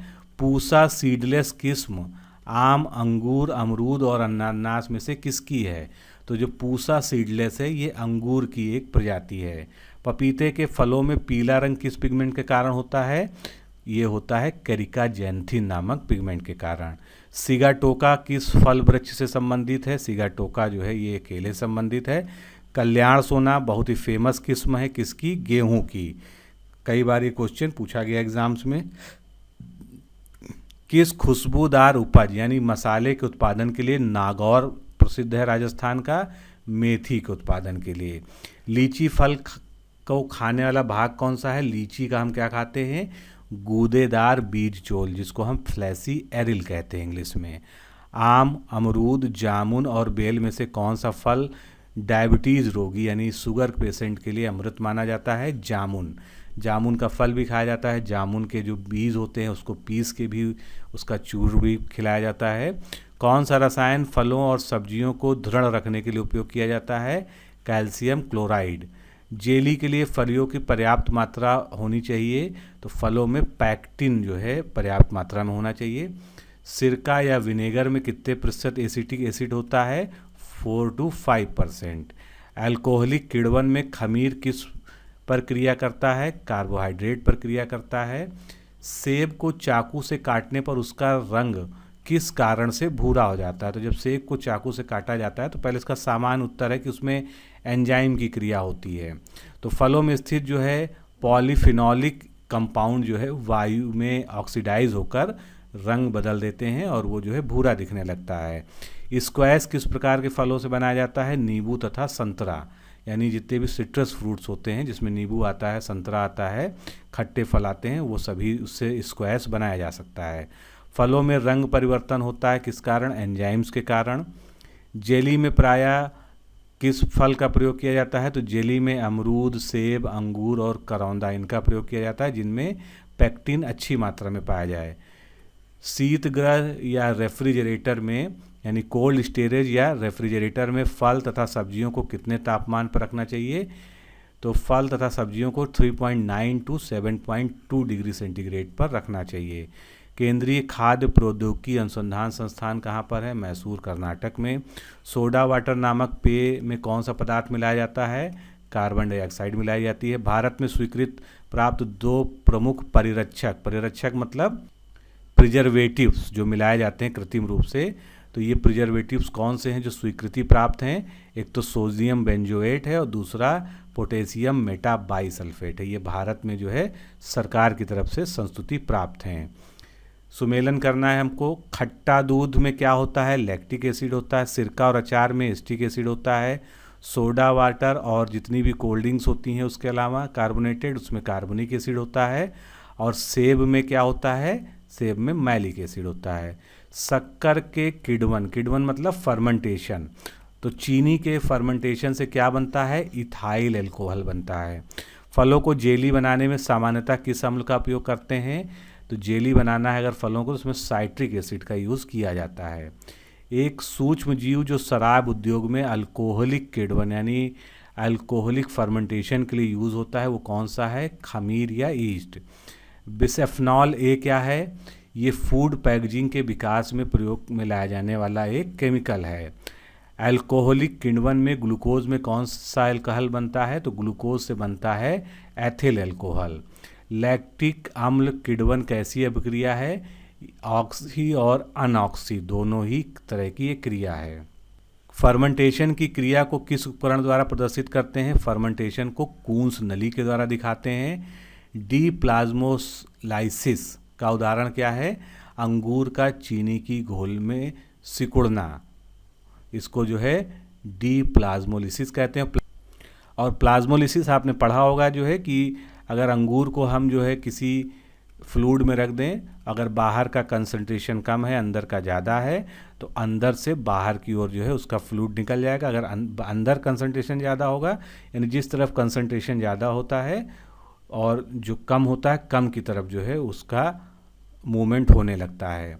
केसर मसाला या सैफरन स्पाइस बनाने के लिए पौधे के कौन से भाग का उपयोग करते हैं? तो वर्तिकाग्र या स्टिग्मा का प्रयोग करते हैं जो कि फूल में होता है। वृक्षों में इक्जेंथिया नामक बीमारी किसकी कमी से कारण होती है? कॉपर या तांबा की कमी कारण होती है। नाइट्रोजन स्थिरीकरण यानी नाइट्रोजन फिक्सेशन करने वाले जीवों में नाइट्रोजन को फिक्स करने वाला एंजाइम कौन सा होता है? उसका नाम होता है नाइट्रोजिनेज। मूंगफली की प्रजाति का नाम क्या है? चंद्रा। मसूर की प्रजाति का नाम पंत L406। सरसों की प्रजाति का नाम क्या है? वरुणा। अगला प्रश्न देखते हैं। काजू, कॉफ़ी, मूंगफली एवं चीड़ में से कौन बीज उत्पादित करता है परंतु फूल नहीं? तो इसमें से चीड़ जो है बीज का उत्पादन करता है, फूल नहीं देता है। भारत में मुख्यतः वर्षा आधारित फसलें कौन सी हैं? मूंगफली, तिल और बाजरा। भारत की निम्नलिखित फसल दलहन, चारा और हरी खाद में प्रयोग होती है, कौन सी? लोबिया और मूंग। ये जो है तो लोबिया और मूंग जो है इनका प्रयोग दलहन के रूप में भी होता है, दलहन तो यह ही है, चारा के लिए भी होता है और हरी खाद बनाने में भी होता है। मूंगफली कहाँ की प्रमुख फसल है? मूंगफली गैम्बिया की प्रमुख फसल है। मूंगफली, मक्का, कपास और सरसों में से कौन सी एक फसल खरीफ की नहीं है? तो सरसों जो है खरीफ की फसल नहीं। सरसों कैसी फसल है? सरसों जो है रबी की फसल है। गंगा के निचले मैदानों की यह विशेषता है कि यहाँ वर्ष भर जलवायु उच्च तापमान के साथ आर्द्र बना रहता है। इस क्षेत्र के लिए कौन सी फसल सबसे उपयुक्त होती है? धान और जूट। आगे चलते हैं। कपास में जो रेशे प्राप्त होते हैं वो किस भाग से प्राप्त होते हैं? तने से, यानी उसके स्टेम से प्राप्त करते हैं। अरहर, चना, मूंग, मक्का और उड़द में से कौन सी फसलें जायद में मुख्यतः सिंचित क्षेत्रों में उगाई जाती हैं? मूंग और उड़द। पॉस्चराइजेशन में खाद्य पदार्थों यानी सब्जियों को छोड़कर कितने तापमान पर रखा जाता है? 61 डिग्री सेंटीग्रेड पे। भारत के किस राज्य में तंबाकू की कृषि के अंतर्गत बृहत्तम क्षेत्र है? तो भारत में जो है तंबाकू का जो क्षेत्रफल है सर्वाधिक वो गुजरात में है। वरुणा, पूसा बोल्ड, पूसा जय किसान, NRC HB 506 इसमें से कौन सी एक हाइब्रिड सरसों की उन्नत प्रजाति है? तो इसमें से हाइब्रिड सरसों है NRC HB 506। वर्ष 1819 में कौन सा राज्य कुल तिलहन में अग्रणी यानी प्रथम स्थान पर रहा? मध्य प्रदेश। तो टोटल तिलहन में मध्य प्रदेश सबसे ज़्यादा है, उसके बाद राजस्थान, उसके बाद महाराष्ट्र और उत्तर प्रदेश यहाँ पर चौथे नंबर पे आता है। अर्केल, आज़ाद वन, अपर्णा और L116 इसमें कौन सी एक मटर की पत्ती विहीन प्रजाति है जिसमें पत्ती नहीं पाई जाती है? वो है अपर्णा। किसे विश्व का चीनी का कटोरा कहते हैं? क्यूबा को कहते हैं। फ्रांस, यूक्रेन, जर्मनी और इटली इन देशों में से कौन सा एक चुकंदर से चीनी तैयार करता है? यूक्रेन। फसल और उनके उत्पादक क्षेत्रों को मिलाते हैं। कहवा ये साओ पालो पठार पे उगता है। जूट गंगा डेल्टा में। चावल यांगत्सी मैदान में जो कि चाइना में है और गेहूं प्रेरी मैदान में। अगला प्रश्न देखते हैं। सरसों की नई संकर प्रजाति GM3 किस कृषि विश्वविद्यालय द्वारा विकसित की गई है? तो इसका नाम है सरदार कुशीनगर कृषि विश्वविद्यालय दंतेवाड़ा जो कि गुजरात में है। बहार एक प्रसिद्ध प्रजाति है कहाँ की? किसकी? अरहर की। धान, गेहूं, मूंगफली तथा कपास में से कौन सी एक खरीफ की फसल नहीं है? तो खरीफ की फसल नहीं है गेहूं। गेहूं किसकी फसल है? गेहूं रबी की फसल है। गोल्डन चावल जिसको सुनहरा चावल कहते हैं हिंदी में, किस विटामिन का प्रमुख स्रोत है? विटामिन ए का। बहुत बार ये क्वेश्चन रिपीट हो चुका है। दलहनी फसलों में संतुलित खाद का अनुपात जो कि NPK का होता है कितना होना चाहिए? 1:2:2 के रेशियो में होना चाहिए। कौन सी आम की किस्म दशहरी और नीलम के क्रॉस से विकसित की गई है? तो दशहरी और नीलम के क्रॉस से आम्रपाली का विकास हुआ है। भारत के किस राज्य में आलू का सर्वाधिक उत्पादन होता है? उत्तर प्रदेश में। विश्व में अगर बात करें तो चाइना टॉप पर है आलू में, दूसरे नंबर पर भारत है, तीसरे नंबर पर रूसी गणराज्य है। आगे चलते हैं। संकर धान की खेती सर्वाधिक लोकप्रिय कहाँ पर है? चाइना में है। अब प्रजाति और फसलों को मिला देते हैं। पूसा गोल्ड किसकी एक प्रजाति है? सरसों की। मालवीय चमत्कार अरहर की और माही सुगंधा चावल की। बहुत ज़्यादा ये सब प्रजातियाँ पूछी जाती हैं। गेहूं में बौनेपन का जीन है कौन सा? नोरिन 10। लौंग कैसे प्राप्त होता है, यानी लौंग क्या है, कौन सा भाग है पौधे का? लौंग जो है फ्लोरल बड है, पुष्पकली है। अरहर का जन्म स्थान क्या है? अरहर का जन्म स्थान भारत है, भारत में अरहर का जन्म माना जाता है। इसके उत्पादन का अगर हम डेटा देखें तो कर्नाटक टॉप पे है, महाराष्ट्र दूसरे नंबर पे है और मध्य प्रदेश तीसरे नंबर पे है। फसल का वह प्रकार जिसमें नाइट्रोजन संचित करने की क्षमता होती, तो नाइट्रोजन फिक्सेशन होता है दलहनी फसलों में यानी दालों में। भागीरथी घाटी में राजमा और आलू की खेती प्रारंभ करने का श्रेय किसको दिया जाता है? फ्रेडरिक विल्सन को दिया जाता है। राष्ट्रीय केला अनुसंधान केंद्र कहाँ पर स्थित है? त्रिची में। धान, गेहूं, मक्का तथा सोयाबीन में कौन सा एक C4 प्लांट है? तो आप जानते हैं प्लांट का भी वर्गीकरण होता है, उनके जो है रिस्पायरेटरी साइकिल के आधार पर जो है उनके जो मेटाबॉलिक प्रोसेस उसके आधार पे। तो C3 प्लांट, जितने भी प्लांट्स हम लोग कॉमनली देखते हैं वो सब C3 होते हैं, लेकिन C4 इसमें से कौन सा है? मक्का है। बासमती चावल की रोपाई हेतु उपयुक्त बीज दर क्या है? 15 से 20 किलोग्राम प्रति हेक्टेयर। भारत में गेहूं, चावल, गन्ना और तिलहन फसलों में से किस फसल के अंतर्गत उसके शुद्ध सकल कृषि क्षेत्र से सिंचित क्षेत्र का सर्वाधिक प्रतिशत है? तो ये प्रतिशत है गन्ने का, यानी इसका जो सिंचित क्षेत्रफल है वो ज़्यादा है उसके शुद्ध सकल कृषि क्षेत्र से। आगे चलते हैं, कुछ फसल हैं उनकी बीमारियां हैं उसको सुमेलित करते हैं हम। गन्ने में कौन सी बीमारी होती है? Red rot. धान में खैरा डिजीज़ होती है, खैरा रोग होता है। अरहर में उकटा या बिल्ट होता है। और आलू में कौन सा होता है रोग? झुलसा, जिसको इंग्लिश में हम कहते हैं लेट ब्लाइट ऑफ पोटैटो। कौन सा मसाला भारत में काला सोना के रूप में जाना जाता है? काली मिर्च को काला सोना कहते हैं। पूसा सुगंधा 5 एक सुगंधित किस्म है किसकी? धान की। भारत में हरित क्रांति का जनक किसे कहा जाता है? MS स्वामीनाथन को।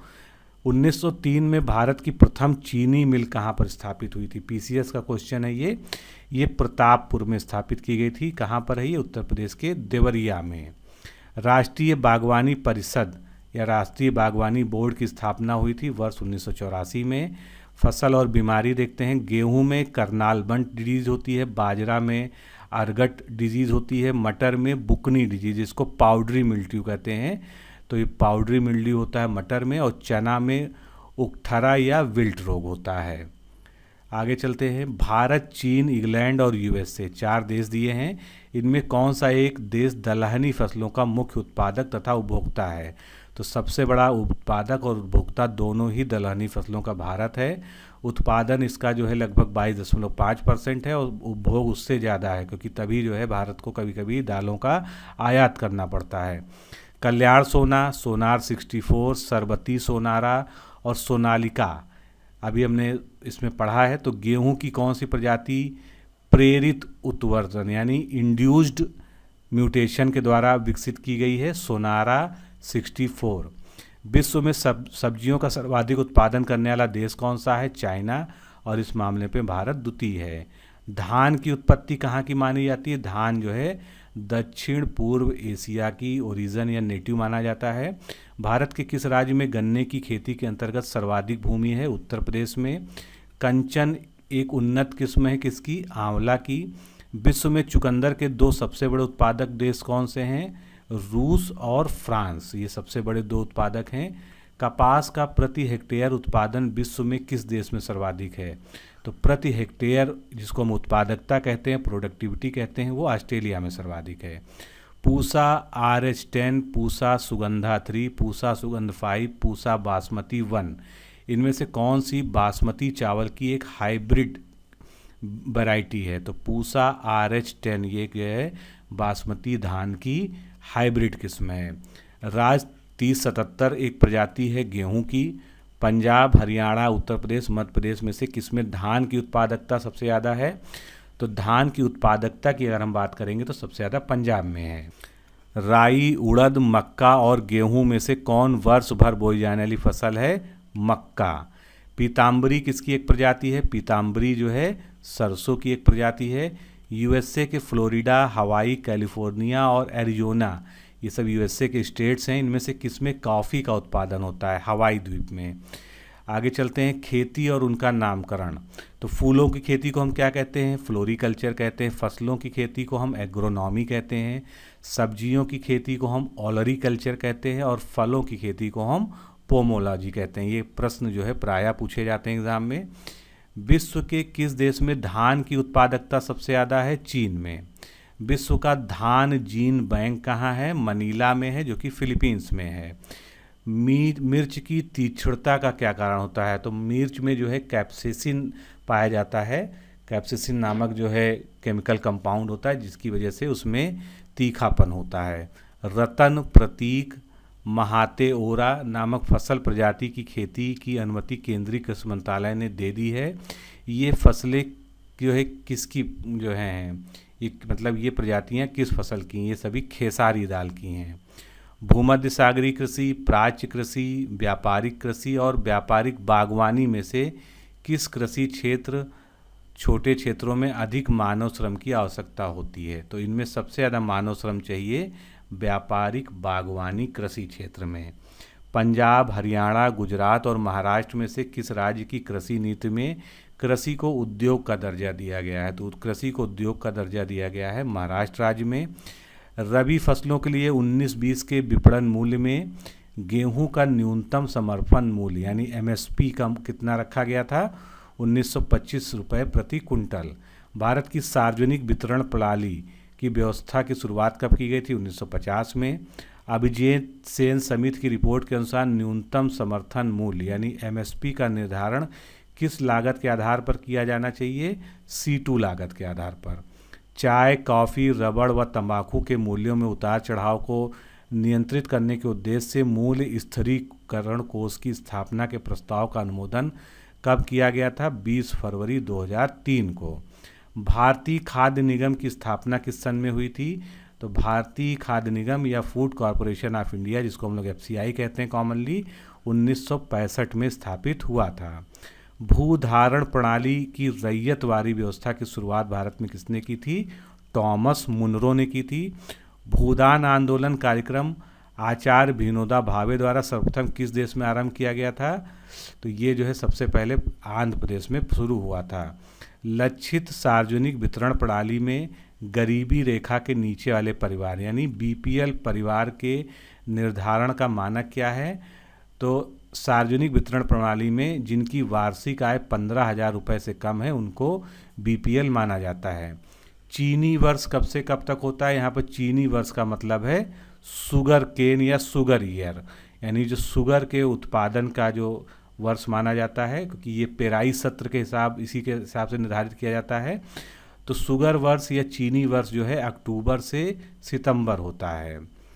सरकार कितने फसलों के लिए न्यूनतम समर्थन मूल्य की घोषणा करती है? तो जो रिसेंट डेटा है उसके अनुसार जो है कुल 25 फसलें हैं जिसका MSP सरकार अब घोषित करती है।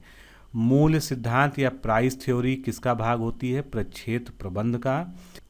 अगला प्रश्न देखते हैं, कृषि वस्तुओं का समर्थन मूल्य या सपोर्ट प्राइस, जिसको कॉमनली हम लोग MSP कहते हैं, तो ये क्या होता है? वह न्यूनतम मूल्य जिस पर सरकार कृषि वस्तुओं को खरीदने के लिए तैयार होती है उसको हम MSP या किसी भी फसल का सपोर्ट प्राइस कहते हैं।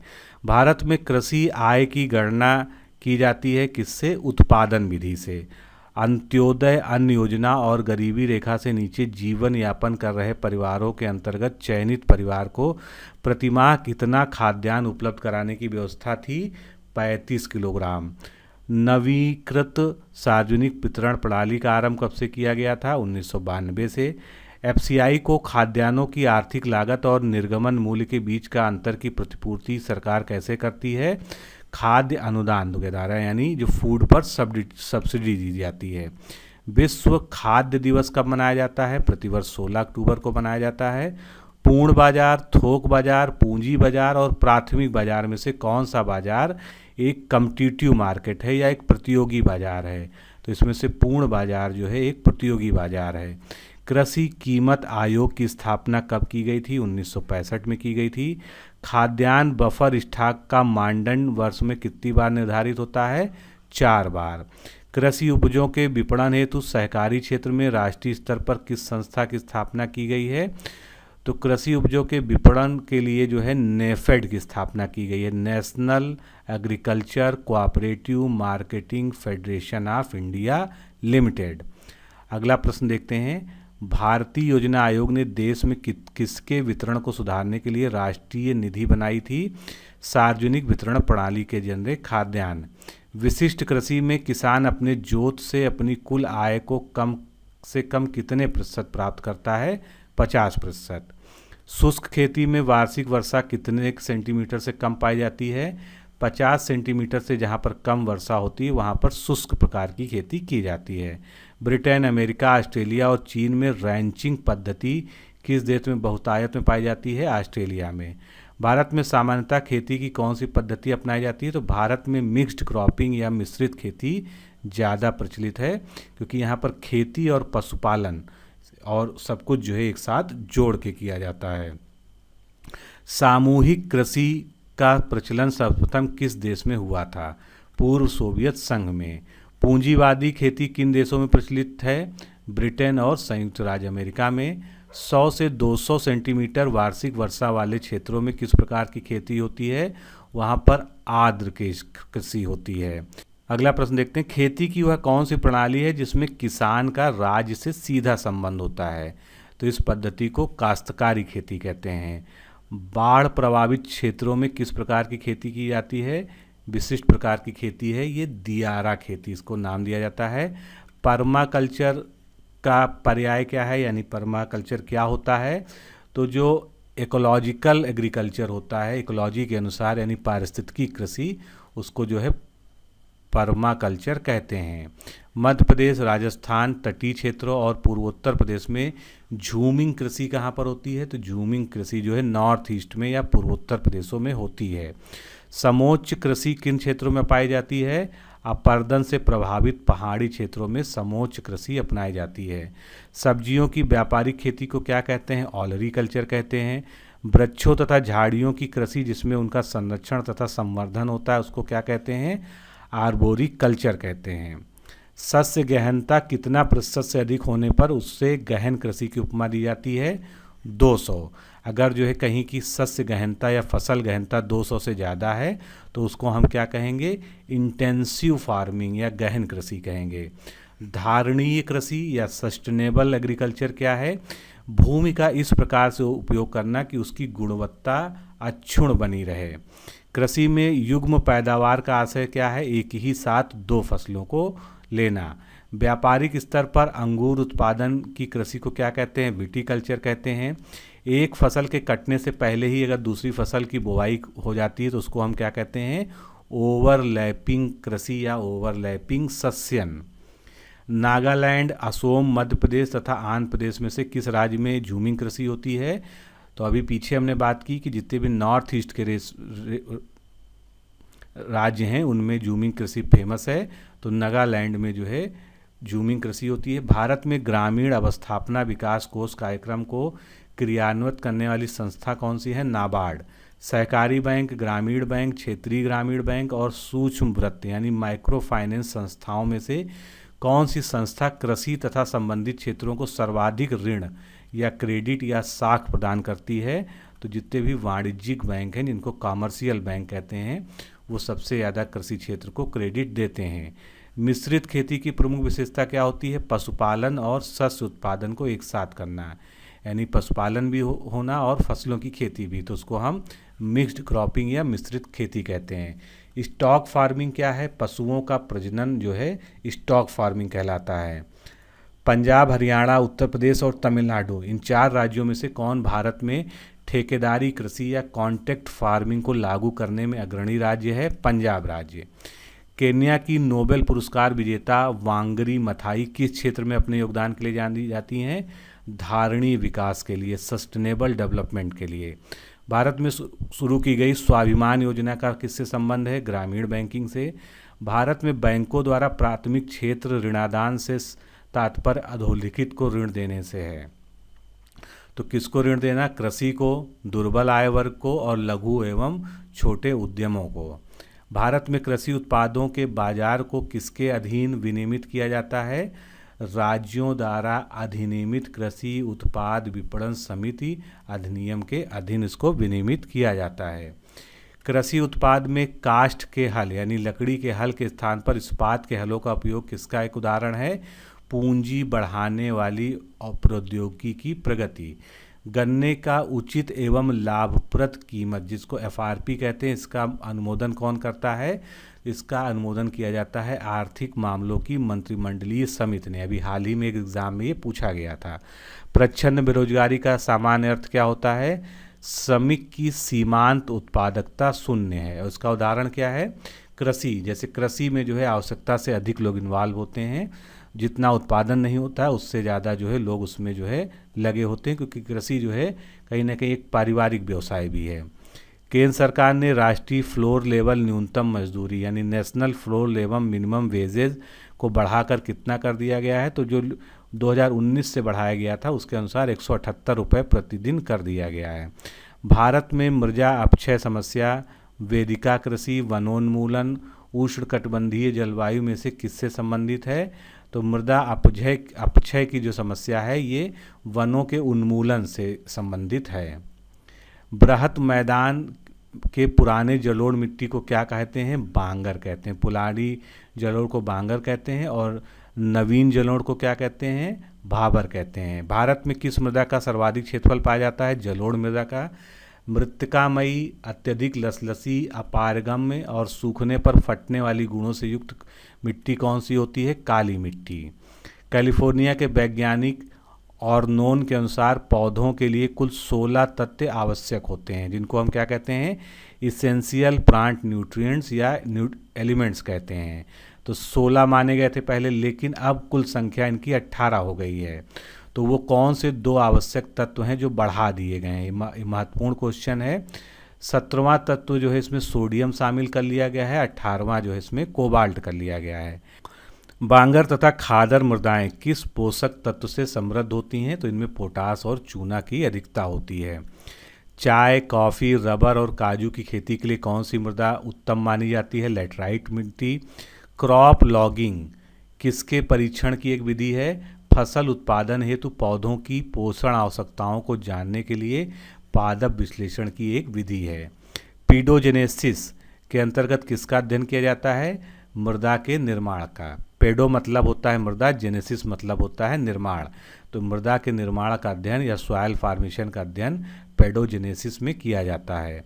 आर्द्र एवं शुष्क मौसम के क्रमिक परिवर्तन के कारण निच्छालन का सर्वाधिक प्रक्रिया के फलस्वरूप कौन सी मृदा विकसित होती है? लैटराइट। मैनग्रोव वनस्पति किस मृदा में पाई जाती है? मैनग्रोव जो है दलदली मृदा में पाई जाती है। अगला प्रश्न देखते हैं। बेसाल्ट चट्टान खनिज पर किस मृदा का विकास हुआ है? काली मृदा का। ग्रेनाइट, नीस और सिस्ट जैसे प्राचीनतम परिवर्तित चट्टानों की टूट फूट से किस मृदा का विकास हुआ है? काली मृदा का।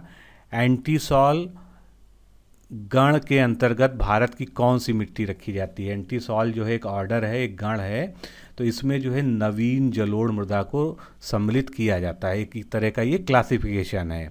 7वां सन्निकटन मृदा वर्गीकरण की पद्धति के अनुसार दक्षिण भारत की काली मृदा किस ऑर्डर में रखी गई है? तो इस काली मिट्टी जो है ये वर्टिसॉल में रखी जाती है। मृदा कणाकार में क्ले कण का जो है कितना व्यास होता है?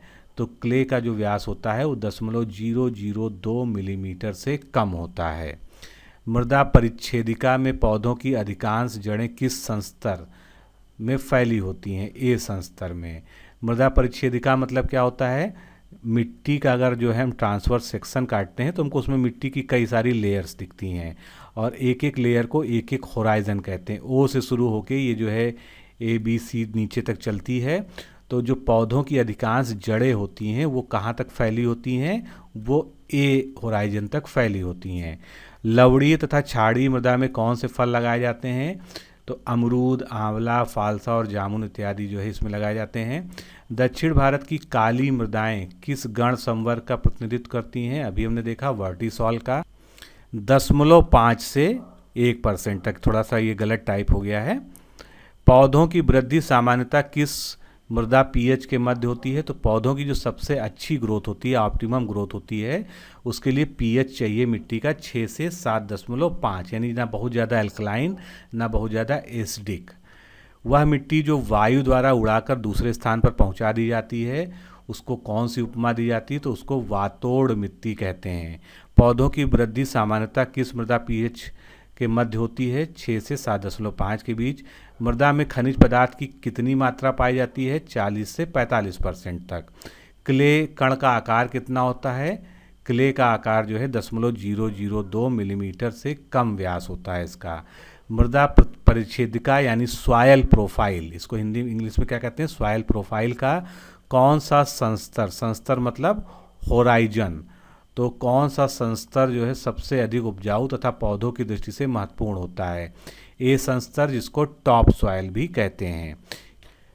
नेक्स्ट क्वेश्चन देखते हैं। किस प्रकार का मृदा जल मतलब सॉइल वाटर, जो पानी में ट्रैप रहता है मिट्टी में, तो जो पानी जो है मिट्टी में ट्रैप रहता है उसको मृदा जल कहते हैं। पौधों के पोष दृष्टिकोण से उपयोगी होता है तो इसको क्या कहते हैं? केशिका जल यानी कैपिलरी वाटर। जब मिट्टी होती है तो ज़मीन के नीचे जो है मिट्टी में कई सारी जो है कैपिलरीज बन जाती हैं, केशिका बन जाती हैं। तो इसी में जो वाटर होता है वो जो है पौधों के विकास के लिए, उनके पोषण के लिए आवश्यक होता है, या यूँ कह लीजिए कि पौधे जो है इसी पानी का सबसे अच्छा उपयोग कर पाते हैं। किस प्रकार की मृदा में कार्बनिक पदार्थ की मात्रा सर्वाधिक पाई जाती है? पीट मृदा में। औसत रूप से मृदा में कार्बन नाइट्रोजन का अनुपात कितना होता है? 10 या 12:1, यानी 10:1 या 12:1। पौधों के लिए आवश्यक सूक्ष्म पोषक तत्व की वर्तमान में कितनी मानी जाती हैं? तो ये कुल 9 सूक्ष्म पोषक तत्व हैं, माइक्रो एलिमेंट्स हैं। Manganese, copper, zinc, cobalt, chlorine, sodium, iron, molybdenum और बोरान। पौधों के लिए सभी पोषक तत्व प्राप्त होते हैं किससे? मिट्टी में जो ह्यूमस होता है उससे। मुख्य पोषक तत्व नाइट्रोजन पौधों में कितना प्रतिशत भाग बनाता है? 1 से 3% तक। दलहनों में वायुमंडलीय नाइट्रोजन के स्थिरीकरण हेतु यानी नाइट्रोजन फिक्सेशन के लिए किस सूक्ष्म तत्व, किस माइक्रो एलिमेंट की सर्वाधिक आवश्यकता होती है? मॉलिब्डेनम की। बहुत महत्वपूर्ण कोई प्रश्न है ये। फास्फोरस, पोटेशियम, नाइट्रोजन और कार्बन में से प्रोटीन के संश्लेषण के लिए कौन सा तत्व आवश्यक है? नाइट्रोजन। गोबर गैस का प्रमुख दहनशील गैस मीथेन लगभग कितना प्रतिशत होता है? 50 से 60%।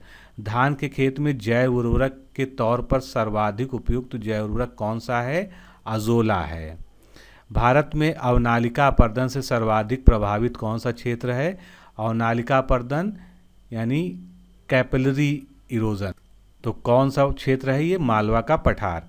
भारत में किस प्रदेश में ऊसर मृदाओं का क्षेत्रफल सर्वाधिक है? तो उत्तर प्रदेश में ऊसर मृदाएं सर्वाधिक पाई जाती हैं। 1.2 मिलियन हेक्टेयर लगभग यहाँ पर मिट्टी जो है ये क्षेत्रफल के हिसाब से ऊसर है।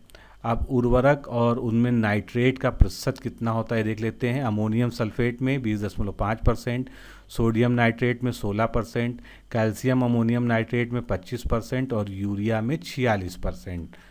तो ये बहुत महत्वपूर्ण है, इसको याद रखिएगा। आगे चलते हैं। मृदा में अघुलनशील फास्फोरस को घुलनशील बनाने में उपयोगी जीवाणु किस वर्ग के होते हैं? स्यूडोमोनास वर्ग के। अमोनियम सल्फेट, डीएपी, जिप्सम तथा बिना बुझा चूना में क्षारीय मृदा का उपचार करने के लिए, क्षारीय मृदा को सुधारने के लिए किसका प्रयोग करते हैं हम? जिप्सम का प्रयोग करते हैं। अब पोषक पदार्थों के प्रकार हैं और उनकी संज्ञा क्या है? तो पोटास युक्त उर्वरक को काइनाइट कहते हैं, नाइट्रोजन युक्त उर्वरक यूरिया है, भारी कार्बनिक खाद कौन सी है? FYM है, और हल्की कार्बनिक खाद कौन सी है? बोन मील है। आगे चलते हैं। 1 हेक्टेयर बराबर कितना एकड़ होता है? 2.47 एकड़ होता है। मृदा अपर्दन प्रक्रियाओं का सही क्रम क्या है? तो सबसे पहले अपुष्परण अपर्दन होता है, फिर अपर्दन होता है परत वाला, उसके बाद रिल अपर्दन होता है, फिर अवनालिका अपर्दन होता है। अवनालिका अपर्दन इसमें सबसे ज़्यादा खतरनाक होता है। कॉपर, गंधक, आयरन तथा मैग्नीशियम में से कौन सा तत्व वनस्पति तेल यानी वेजिटेबल ऑयल के निर्माण में सहायक होता है? गंधक या सल्फर। क्लोरोफिल की संरचना के लिए कौन सा तत्व आवश्यक है? बहुत ही महत्वपूर्ण प्रश्न है ये। क्लोरोफिल के लिए मैग्नीशियम की आवश्यकता होती है। भारतीय मृदा में सामान्यतः किस तत्व का अभाव पाया जाता है? नाइट्रोजन कम पाई जाती है। कौन सा जीव चावल की फसल के लिए जैव उर्वरक का कार्य कर सकता है? नील हरित शैवाल या BGA यानी ब्लू ग्रीन एल्गी। जैव उर्वरक प्रवाल मूल, कवल मूल, लाइकेन, इनमें से कौन सा एक कवकों यानी फंजाई के और उच्चतर पादपों के जड़ों के बीच का आपसी सहचर्य है या सिम्बायोसिस है? तो ये है कवक मूल्य। रेगुर किसका नाम है? रेगुर काली मिट्टी का एक अन्य नाम है। राइजोबियम प्रजाति में कौन सी प्रजाति सोयाबीन की जड़ों में गांठ बनाती है? Rhizobium japonicum. ये जो है सोयाबीन की जड़ों में नोड्यूल्स का फॉर्मेशन करती है। चलिए सुमेलन करते हैं। एजोस्पाइरिलम क्या है? ये घास कुल के फसलों की जड़ के भीतर और जड़ों पर उगता है। एजेटोबैक्टर क्या है? युक्ताजीवी नाइट्रोजन जैवीकरण जीवाणु यानी नाइट्रोजन फिक्सिंग बैक्टीरिया है ये। वैम फास्फोरस अंतर्ग्रहण में सहायता करता है। एजोला ये एक जलीय फर्म है जो कि प्लव्यमान होता है यानी तैरता रहता है। वह दलहनी फसल जिसमें प्रायः मैदानी क्षेत्रों में सहजीवी नाइट्रोजन स्थिरीकरण नहीं होता है, फ्रेंच बीन में नहीं होता है। लेग हीमोग्लोबिन पाई जाती है लेग्यूम मूल ग्रंथियों में, और लेग्यूम मूल ग्रंथियां कहाँ बनती हैं? जो दलहनी फसलें होती हैं उनकी जड़ों में। वर्मी कल्चर में कौन सा वर्म प्रयोग होता है? Thread worm. चिकने मृदा कण जिसको माइसिल्स कहते हैं, इसकी सतह होती है कैसी? निगेटिवली चार्ज होती है, यानी ऋणात्मक आवेशित होती है। मृदा कणों से संबद्ध होते हैं धनायन, जिनको हम कैटायन कहते हैं। उच्च धनायन विनिमय क्षमता यानी हाई कैटायन कैपेसिटी लक्षण है चिकने मृदा कणों का। मृदा से जल के साथ बह जाने की सामान्य प्रवृत्ति होती है किसमें? ऋणायनों में। बलुई मिट्टी या सैंडी सॉइल प्रायः पोषक तत्वों से न्यून होता है, यानी न्यूट्रिएंट डिफिशियंसी होती है उसमें, क्योंकि धनायन व ऋणायन दोनों ही मृदा कणों से संबंध नहीं रहते हैं। नई सुधारी गई ऊसर में हरी खाद के लिए सबसे उपयुक्त फसल कौन सी है? तो इसमें जो है सबसे उपयुक्त फसल है ढेंचा। किस मृदा को कम सिंचाई की आवश्यकता होती है? क्योंकि वह मृदा नमी को रोके रखती है, तो जलोढ़ मृदा जो है इसको कम सिंचाई की आवश्यकता होती है। क्लाइमेटिक, बायोटिक, इडेफिक और टोपोग्राफिक में कौन सा मृदा से संबंधित है? तो इसमें से मिट्टी संबंधित कौन सा है? इडेफिक। पर्णीय छिड़काव के लिए सबसे प्रचलित उर्वरक कौन सा है? यूरिया। संसार में सर्वाधिक भैंसों की संख्या कहाँ पर पाई जाती है? भारत में। भारत के संपूर्ण दूध उत्पादन में सर्वाधिक योगदान किस संवर्ग के पशु का है? भैंस का। संतुलित आहार के निमित्त एक व्यक्ति को प्रतिदिन कितना दूध लेने की संस्तुति की गई है? 226 ग्राम प्रतिदिन दूध लेना चाहिए। भारत में मृदा संरक्षण के अंतर्गत निम्नलिखित पद्धतियां प्रचलित हैं, कौन सी? क्रॉप रोटेशन जिसको सस्यावर्तन कहते हैं, बालू की बाढ़, सैंड फेंसेस और विंड ब्रेक्स। नीले हरे शैवाल यानी ब्लू ग्रीन एल्गी की कुछ जातियों को अधोलिखित विशेषता उन्हें जैविक खाद के रूप में वर्धित करने में सहायक होती, क्योंकि जो है ब्लू ग्रीन एल्गी जो होती हैं ये जैविक खाद के रूप में प्रयोग की जाती हैं। तो उनमें एक ऐसी क्रियाविधि होती है जो वायुमंडलीय नाइट्रोजन को एक ऐसे नए रूप में परिवर्तित कर देती हैं जिससे फसल के पौधे आसानी से ग्रहण कर सकते हैं। आगे चलते हैं। मृदा का लवणी भवन मृदा में एकत्रित सिंचित जल के वाष्पीकृत होने से पीछे छूटे नमक और खनिजों से उत्पन्न होता है। सिंचित भूमि पर लवणी भवन का क्या प्रभाव पड़ता है? यानी अगर सिंचित भूमि पर जो है साल्ट का जमाव हो जाए, लवणी भवन मतलब साल्ट का जमाव होना, तो क्या होगा? कुछ मृदाओं को ये अपारगम्य बना देगी, यानी न नीचे से ऊपर कुछ जा सकेगा उसमें न्यूट्रिएंट या पानी, ना नीचे से ऊपर जा सकेगा ना ऊपर से नीचे आ सकेगा। पुंडीज नामक तैरती ठोस भूमि मिजोरम, नागालैंड, मणिपुर और असम में से किस राज्य में है? तो पुंडीज कहाँ पर है? मणिपुर में है। सघन पशु विकास कार्यक्रम किस पंचवर्षीय में शुरू किया गया था? तो ये तीसरी पंचवर्षीय योजना में शुरू किया गया था। भारत में ऑपरेशन फ्लड कार्यक्रम के जनक के रूप में किसको जाना जाता है? डॉक्टर वर्गीस कुरियन को। संसार में सर्वाधिक दूध उत्पादक गो नस्ल के रूप में कौन सी नस्ल सुप्रसिद्ध है? Holstein Friesian. ये सबसे ज़्यादा दूध देने वाली गाय की नस्ल है। विश्व में दूध की रानी की उपमा किस बकरी की नस्ल को दी जाती है? सानेन बकरी को। टॉमवर्थ किसकी नस्ल है? ये सुअर की नस्ल है। संसार में सुअरों की सर्वाधिक संख्या कहाँ पाई जाती है? चाइना में। बकरी की गर्भावधि कितने दिन की होती है? 150 दिन की। कार्निस, व्हाइट लेगहॉर्न, मिर्नोका, बसरा में से विश्व का सर्वाधिक अंडा उत्पादक मुर्गी की नस्ल कौन सी है? White leg horn. सर्वाधिक वसा की मात्रा किस नस्ल की भैंस में के दूध में मिलती है? भदावरी भैंस की। मछली मांस, बकरी मांस, दूध तथा अंडा में से किसका जैविक मूल्य सर्वाधिक होता है? तो जैविक मूल्य सर्वाधिक होता है अंडे का। मैरिनो नामक प्रजाति से सबसे ज़्यादा ऊन प्राप्त होता है। ये प्रजाति किस पशु की है? ये जो है भेड़ की है। गी क्या है? गी एक बकरी का जो है वैरायटी है। बकरी की ऊन के लिए सुप्रसिद्ध नस्ल कौन सी है? पश्मीना। सुप्रसिद्ध अंगोरा ऊन किससे प्राप्त किया जाता है? अंगोरा ऊन जो है खरगोश के बाल से बनाया जाता है। भारत की सर्वाधिक दूध देने वाली बकरी की नस्ल है जमुना पारी। राष्ट्रीय ऊंट अनुसंधान संस्थान कहाँ पर स्थित है? ये बीकानेर में स्थित है। डागर बैंक क्या है? डागर बैंक जो है उत्तरी सागर में स्थित है और ये जो है एक प्रसिद्ध मछली पकड़ने के लिए एक प्रसिद्ध तट है। यहाँ पर मछलियों की जो है बहुत ज़्यादा मात्रा पाई जाती है। विश्व में रेशम का प्रचलन सर्वप्रथम कहाँ माना जाता है? चीन में। मधु में कौन सी शर्करा यानी कौन सी शुगर पाई जाती है? तो मधु में या शहद में ग्लूकोज व फ्रक्टोज पाई जाती है। भारतीय गाय की जो नस्ल सबसे ज़्यादा दूध देती है उसका नाम है साहिवाल। समुद्री झींगा जिसको लॉबस्टर कहते हैं, तो समुद्री झींगा एरेक्निड क्रस्टेशियन कीट एवं मिरियोपैडा में से किस एक वर्ग का जीव है? तो ये किस क्लास में आता है? ये क्रस्टेशियन में आता है। आलू की अगेती अंगमारी किस कवक के कारण या किस फंजाई के कारण होने वाला रोग है? अल्टरनेरिया सोलनाई के कारण। ब्लैक हर्ट जो कि आलू का एक रोग है, ये किस तत्व की कमी से होता है? तो अगर इसके स्टोरेज में ऑक्सीजन की कमी हो जाती है तो आलू में ब्लैक हर्ट नामक डिजीज़ हो जाती है, जिसपे इस पर काले काले धब्बे पड़ जाते हैं। दूध के अग्रणी उत्पादक देशों का सही क्रम क्या है? तो भारत सबसे बड़ा उत्पादक है दूध का दुनिया में, उसके बाद जो है यूएसए, उसके बाद चीन, उसके बाद ब्राज़ील। भारत के शीर्ष 3 मछली उत्पादक राज्यों का सही क्रम क्या है?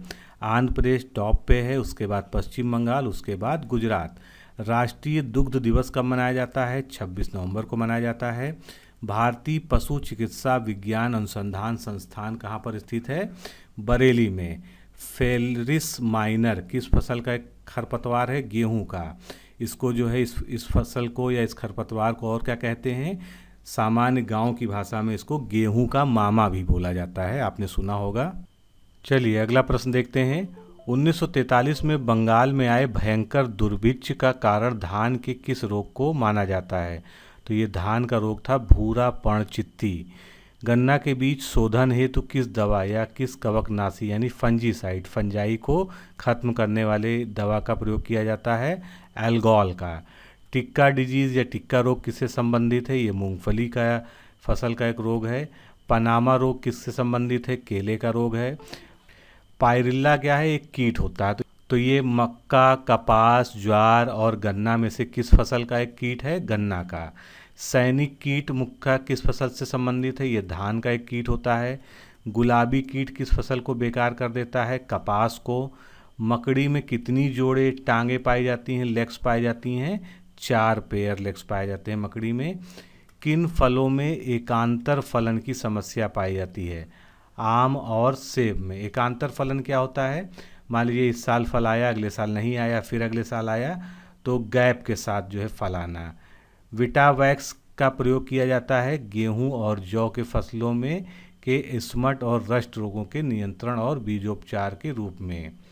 आगे चलते हैं, कुछ रोग हैं वो कैसे होते हैं ये देखते हैं। रानीखेत रोग बहुत फेमस है, ये वायरस डिजीज़ थी, वायरल डिजीज़ थी। मिल्क फीवर रोग ये कैल्शियम की कमी से होता है पशुओं में। थनैला रोग ये जीवाणु जनित होता है यानी बैक्टीरियल डिजीज होती है। और गिलराट ये है कवक जनित यानी फंजाई से होने वाला रोग है। आगे देखते हैं, भारत में किस कवकनाशी से गन्ने की पोरियों का उपचार किया जाता है? तो ये हैं एरिटॉन, एल्गोल और एविविट के द्वारा। कृमिनाशक दवाओं के रूप में किसका प्रयोग नहीं किया जाता है? बोरिक एसिड का। विषैले प्रभाव को दूर करने वाली औषधियों को क्या कहते हैं? एंटीटोड कहते हैं।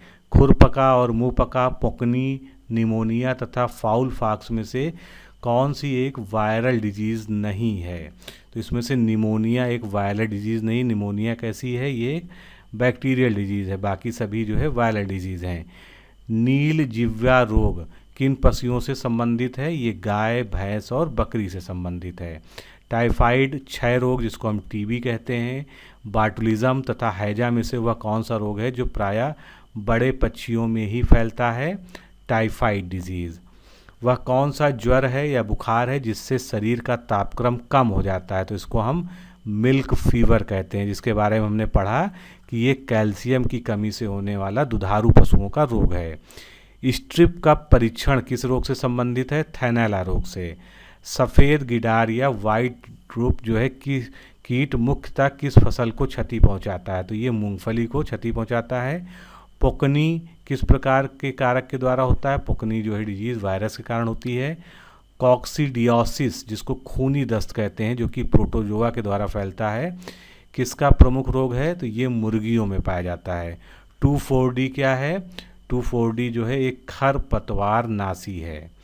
मूंगफली में पोलीकली हॉलो हार्ट रोग जो है किसकी कमी से होता है? कैल्शियम की कमी से होता है। टिक और माइट वास्तव में क्या होते हैं? ये मकड़ी वंश के होते हैं। फाइलॉडी ये क्या है? एक डिजीज़ है। ये तिल, अंडी, राम तिल और सूरजमुखी में से किसका एक महत्वपूर्ण रोग है? तिल का है। काला हस्ती नामक महत्वपूर्ण रोग कारक है किसका? जीवाणु का। धान की सफ़ेद बाली बनाई जाती है तना छेदक के द्वारा। दुधारू पशुओं की निम्नलिखित बीमारियां संक्रमणीय हैं, कौन कौन सी? यानी ये कम्युनिकेबल डिजीजेज हैं। फुट एंड माउथ रोग, ब्लैक क्वार्टर, एंथ्रेक्स और काउपॉक्स। मेढक की आँख जैसी पत्ती पर धब्बा वाला एक रोग सोयाबीन की फसल में किसके द्वारा उत्पन्न होता है? कवकों के द्वारा, फंजाई के द्वारा। बक आई रॉट ये किसकी बीमारी है? ये टमाटर के फल की बीमारी है। अब फसल और बीमारी को सुमेलित करते हैं। आलू में कौन सा रोग होता है? झुलसा, जिसको ब्लाइट ऑफ पोटैटो कहते हैं। ज्वार में कंडुआ होता है, जिसको स्मट कहते हैं। बाजरा में अरगट होता है और तिल में फाइलॉडी होती है। गल्ला गोदाम यानी ग्रेन जो स्टोरेज होता है, इसमें अनाजों पर लगने वाली प्रमुख फफूंदी या फंजाई कौन सी है? कैंडिडा। ब्लास्ट, टिक्का, डस्ट और रस्ट ये सभी क्या है? चारों रोगों के नाम हैं। इनमें से कौन सी गेहूं के फसल का रोग है? तो इसमें से रस्ट डिजीज जो है ये गेहूं में होने वाला रोग है। पादप रोगों का सबसे अधिक उत्तरदायी कारक कौन सा है? फफूंदी है। उत्तरी मैदान क्षेत्रों में वर्तमान में गेहूं की मुख्य बीमारी कौन सी है? करनाल बंट, कई बार पूछी गई है। करनाल बंट किसकी बीमारी है? तो हमेशा याद रखिएगा करनाल बंट जो है गेहूं की बीमारी है। चाय में प्याले नुमा पत्ती यानी कपिंग टी रोग हो जाता है, किसकी वजह से? सल्फर की कमी से। धान की हरा पत्ती फुद का प्राथमिक वाहक है टुग्रो रोग का। कुछ और मिलान कर लेते हैं रोगों का। बंची टाप किस में होता है? केला में। काला किट बीमारी होती है गेहूं में। और रेड रॉट होता है शुगर केन या गन्ना में। प्रतिबंधित कीटनाशक है कौन सा? BHC। निम्नलिखित में से कौन सा सुमेलित है? गेहूं में कौन सा रोग होता है? गेहूंसा। आलू में पिछैती झुलसा, जिसको इंग्लिश में क्या कहते हैं हम? लेट ब्लाइट ऑफ पोटैटो कहते हैं। बाजरा में कौन सा रोग होता है? बाजरा में अरगट होता है। दूध का धवल रंग यानी सफ़ेद रंग किसकी उपस्थिति के कारण होता है? कैसीन के कारण। अलवर राजस्थान के निकट एक गांव में स्थापित तरुण भारत संघ नामक प्रसिद्ध संस्था किसके लिए बनी है? वर्षा जल संचयन के लिए। 1 अप्रैल 1999 से प्रारंभ किस योजना में IRDP, ट्राइसेम, ड्वाकरा, स्टीरा, GKY, MWS नामक 6 योजनाओं का विलय कर दिया गया है? तो ये योजना है स्वर्ण जयंती ग्राम स्वरोजगार योजना। ये पुरानी चल रही बहुत सी योजनाओं को मिलाकर बनाई गई है। नेशनल रूरल लाइवलीहुड मिशन किस योजना की उपसंज्ञा है? ये जो है स्वर्ण जयंती ग्राम स्वरोजगार योजना की संज्ञा है। समेकित बंजर भूमि विकास कार्यक्रम कब प्रारंभ किया गया था? 1989-90 में। गोकुल ग्राम योजना का संबंध किस राज्य से है? गुजरात राज्य से। विजन 2020 प्रपत्र या डॉक्यूमेंट किसके द्वारा तैयार किया गया था? RBI के द्वारा, भारतीय रिजर्व बैंक के द्वारा। योजना और उनका मुख्य जो उद्देश्य है उसको मिलाते हैं। स्वजल धारा योजना ये ग्रामीण जलापूर्ति से संबंधित है। हरियाली योजना वाटर सेट प्रबंधन से संबंधित है। स्वर्ण जयंती ग्राम स्वरोजगार योजना ये ग्राम स्वरोजगार की एक प्रमुख योजना है। और प्रधानमंत्री ग्राम सड़क योजना ये ग्रामीण संपर्क से जुड़ी योजना है। बेसिक शिक्षा, पोषाहार, पेयजल और स्वास्थ्य, ग्रामीण सड़कें, आवास तथा लघु उद्योग में से कौन प्रधानमंत्री ग्रामोदय योजना में शामिल नहीं है? तो इसमें लघु उद्योग नहीं आते हैं। राष्ट्रीय भूमि अभिलेख आधुनिकीकरण कार्यक्रम का प्रारंभ कब किया गया? 2008-9 में। अब कुछ योजनाएं हैं कृषि से संबंधित, उनका सुमेलन करना है उनके वर्ष से। तो कृषि श्रमिक सामाजिक सुरक्षा योजना 2001 में प्रारंभ हुई थी। स्वर्ण जयंती ग्राम स्वरोजगार योजना 1999 में। स्वर्ण जयंती शहरी रोजगार योजना 1997 में, प्रधानमंत्री ग्रामोदय योजना वर्ष 2000 में। आगे चलते हैं। जिला ग्रामीण विकास एजेंसियों को मजबूत करने के लिए 1 अप्रैल 1999 को केंद्र प्रायोजित कौन सी योजना शुरू की गई थी? जिला ग्रामीण एजेंसी DRDA प्रशासन योजना। व्यापक फसल बीमा योजना के स्थान पर राष्ट्रीय कृषि बीमा योजना कब से लागू की गई थी? वर्ष 2000 से। राजस्थान में जीवन धारा योजना का संबंध किससे है? सिंचाई कुओं के निर्माण से। राष्ट्रीय कृषि अनुसंधान परियोजना की स्थापना कब की गई थी? 1988 में। अधिक उपज प्रजाति कार्यक्रम किस वर्ष प्रारंभ किया गया था? 1965-66 में। उत्तर प्रदेश में किसान मित्र योजना कई बार पूछा गया है, कब प्रारंभ हुई? 18 जून 2001 को। राष्ट्रीय ग्रामीण स्वास्थ्य मिशन, जो पुराना नाम है अब तो उसका नाम बदल गया, इसका शुभारंभ कब हुआ था? 12 अप्रैल 2005 को। किसान दिवस कब मनाया जाता है? प्रतिवर्ष 23 दिसंबर को मनाया जाता है। भारत निर्माण योजना के चरण 2 के लक्ष्यों को कब पूरा किया गया? 2012 तक। कृषि श्रमिक सामाजिक सुरक्षा योजना कब प्रारंभ की गई थी? 1 जुलाई 2001 को। राष्ट्रीय ग्रामीण रोजगार गारंटी कार्यक्रम, जिसको अब मनरेगा कहते हैं, इसके अंतर्गत एक वर्ष में कितने दिन का रोजगार की गारंटी दी गई है? 100 दिन की। सूखा प्रभावित राज्यों के किसानों को मनरेगा के तहत कितने दिन का न्यूनतम गारंटी शुदा दिहाड़ी रोजगार प्रदान किया जाता है? 150 दिन का। भारत निर्माण कार्यक्रम के कितने घटक हैं? कुल 6 घटक हैं। ग्रामीण आवास, सिंचाई क्षमता, पेयजल, ग्रामीण सड़कें, विद्युतीकरण और ग्रामीण टेलीफोन। नरेगा को कब से संपूर्ण देश में लागू किया गया? 1 अप्रैल 2008 से। नरेगा अधिनियम संसद द्वारा कब पारित हुआ था? सितंबर 2005 में। रोजगार दिवस कब मनाया जाता है? 2 फरवरी को। इसी दिन वर्ष 2006 में नरेगा का शुभारंभ हुआ था। किन योजनाओं का विलय मनरेगा में कर दिया गया? संपूर्ण ग्राम स्वरोजगार योजना का तथा कार्य के लिए राष्ट्रीय अनाज योजना का। मनरेगा के क्रियान्वयन तथा लाभप्रदता इकाई कौन सी है? क्रमशः ग्राम पंचायत और परिवार। पंचायती राज व्यवस्था में न्याय पंचायतों को किसी बंदी बनाए जाने की सज़ा देने का अधिकार किस राज्य में है? जम्मू कश्मीर में है, जो कि अब जो है एक केंद्र शासित प्रदेश बन गया है। असोम, त्रिपुरा, नागालैंड और केरल राज्यों में से किसमें पंचायती राज संस्था नहीं है? नागालैंड में। किस वित्तीय वर्ष में संघीय बजट में कृषि वर्षा बीमा योजना को लागू किया गया था? 2004-05 में। राष्ट्रीय कृषि तकनीक परियोजना का पोषण भारत के जिस अंतर्राष्ट्रीय वित्त प्रदायी अभिकरण के द्वारा होता है वो क्या है? खाद्य एवं कृषि संगठन FAO के द्वारा इसको फंड किया जाता है। राष्ट्रीय कृषि बीमा योजना का प्रारंभ कब हुआ था? 1999 से 2000 वाले ईयर में। राष्ट्रीय ग्रामीण रोजगार गारंटी योजना अन्य रोजगार कार्यक्रमों से अलग है क्योंकि ये रोजगार की एक योजना न होकर एक कानूनी व्यवस्था, इसमें गारंटी मिलती है। भारत के किस राज्य ने सर्वप्रथम मनरेगा को चलाया था? महाराष्ट्र ने। राष्ट्रीय विशेष कृषि उपज योजना मुख्य रूप से किससे संबंधित है? निर्यात योग्य कृषि उत्पाद से। उत्तर प्रदेश में किसान बही योजना कब लागू की गई थी? 1990 में। कौन महात्मा गांधी राष्ट्रीय रोजगार गारंटी अधिनियम के तहत लाभ प्राप्त करने का पात्र है? किसी भी परिवार का वयस्क सदस्य। राष्ट्रीय ग्रामीण आजीविका मिशन ग्रामीण क्षेत्रीय निर्धनों के आजीविका विकल्पों को सुधारने का किस प्रकार प्रयास करता है? स्वयं सहायता समूहों को सशक्त बनाकर और कौशल विकास की सुविधाएं प्रदान करके। प्रथम भूमि विकास बैंक की स्थापना 1920 में कहाँ हुई थी? झांग नामक स्थान है पंजाब में। हाल ही में कृषि मंत्रालय द्वारा किसान पायलट कार्यक्रम आरंभ किया गया। यह कार्यक्रम किस उद्देश्य से आरंभ किया गया है? ये फसल बीमा के वितरण के लिए आरंभ किया गया है। भारत सरकार कृषि में नीम आलेपित यूरिया यानी नीम कोटेड यूरिया का उपयोग को प्रोत्साहित करती है क्योंकि नीम लेप मृदा में यूरिया के घुलने की दर को धीमा करता है। भारतीय दलहन अनुसंधान केंद्र कहाँ पर है? कानपुर में। भारतवर्ष में प्रथम कृषि विश्वविद्यालय की स्थापना कहाँ की गई थी? पंतनगर में। केंद्रीय धान अनुसंधान संस्थान कहाँ पर है? कटक। कटक कहाँ पर है? ये उड़ीसा में है। आगे चलते हैं। विश्व का धान जीन बैंक कहाँ पर है? फिलीपींस के मनीला में। राष्ट्रीय सरसों अनुसंधान केंद्र कहाँ पर स्थित है? भरतपुर राजस्थान में। केंद्रीय भेड़ एवं ऊन अनुसंधान संस्थान अंबिकानगर राजस्थान में। प्रयोगशाला से खेत तक कार्यक्रम कब शुरू हुआ था भारत में? 1979 में। प्रथम कृषि विज्ञान केंद्र की स्थापना भारत में सबसे पहले कहाँ हुई थी?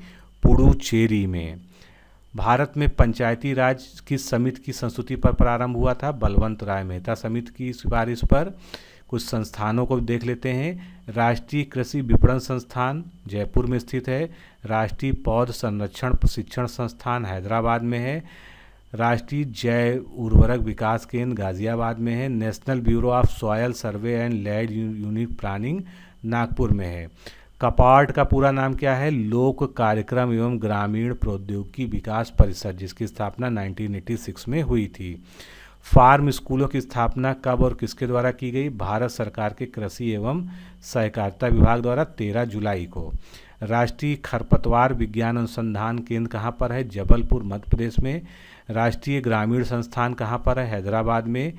केंद्रीय कृषि विश्वविद्यालय मेघालय, मणिपुर, नागालैंड और मिजोरम में से किस राज्य में स्थित है? मणिपुर में है। Indian institute of forest management कहाँ पर है? भोपाल में है।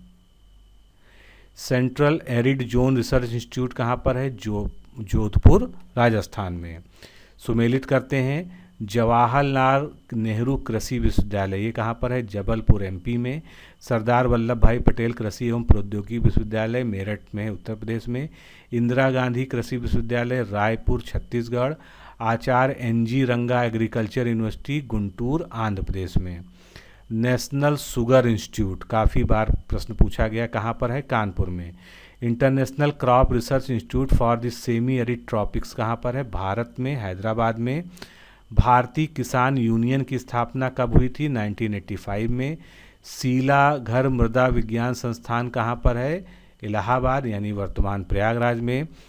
कुछ बोर्ड हैं प्रसिद्ध, उनके मुख्यालय देख लेते हैं। कॉफ़ी बोर्ड भारत का, इसका मुख्यालय बेंगलोर में है। रबर बोर्ड का कोट्टायम में है। चाय बोर्ड का या टी बोर्ड का केरला में है। तंबाकू बोर्ड का गुंटूर आंध्र प्रदेश में है। भारतीय मसाला अनुसंधान संस्थान कहाँ पर स्थित है? कालीकट केरल में। गांव में स्वयं सहायता समूह बनाया जाता है सदस्यों के स्वयं की सहायता हेतु। केंद्रीय उपोष्ण बागवानी संस्थान कहाँ पर स्थित है? लखनऊ में। बहुत बार पूछा गया प्रश्न ये। सस्य वानिकी का राष्ट्रीय शोध केंद्र झांसी में स्थित है। National academy of agriculture research management कहाँ पर है? हैदराबाद में। कौन सी कृषि पद्धति 21वीं सदी की कृषि हेतु आवश्यक मानी जा रही है? पारिस्थितिकी कृषि, जिसका अन्य नाम क्या है? पर्माकल्चर। कृषि में विभिन्न किस्मों के उर्वरक एनपीके का उपयोग किस संतुलित अनुपात में किया जाना चाहिए? 4:2, 2:1। तो 4:2:1 के अनुपात में एनपीके का इस्तेमाल होना चाहिए। मूल स्थिरीकरण कोष की स्थापना का अनुमोदन किन फसलों के लिए किया गया है? चाय, कॉफ़ी, रबड़ और तंबाकू के लिए।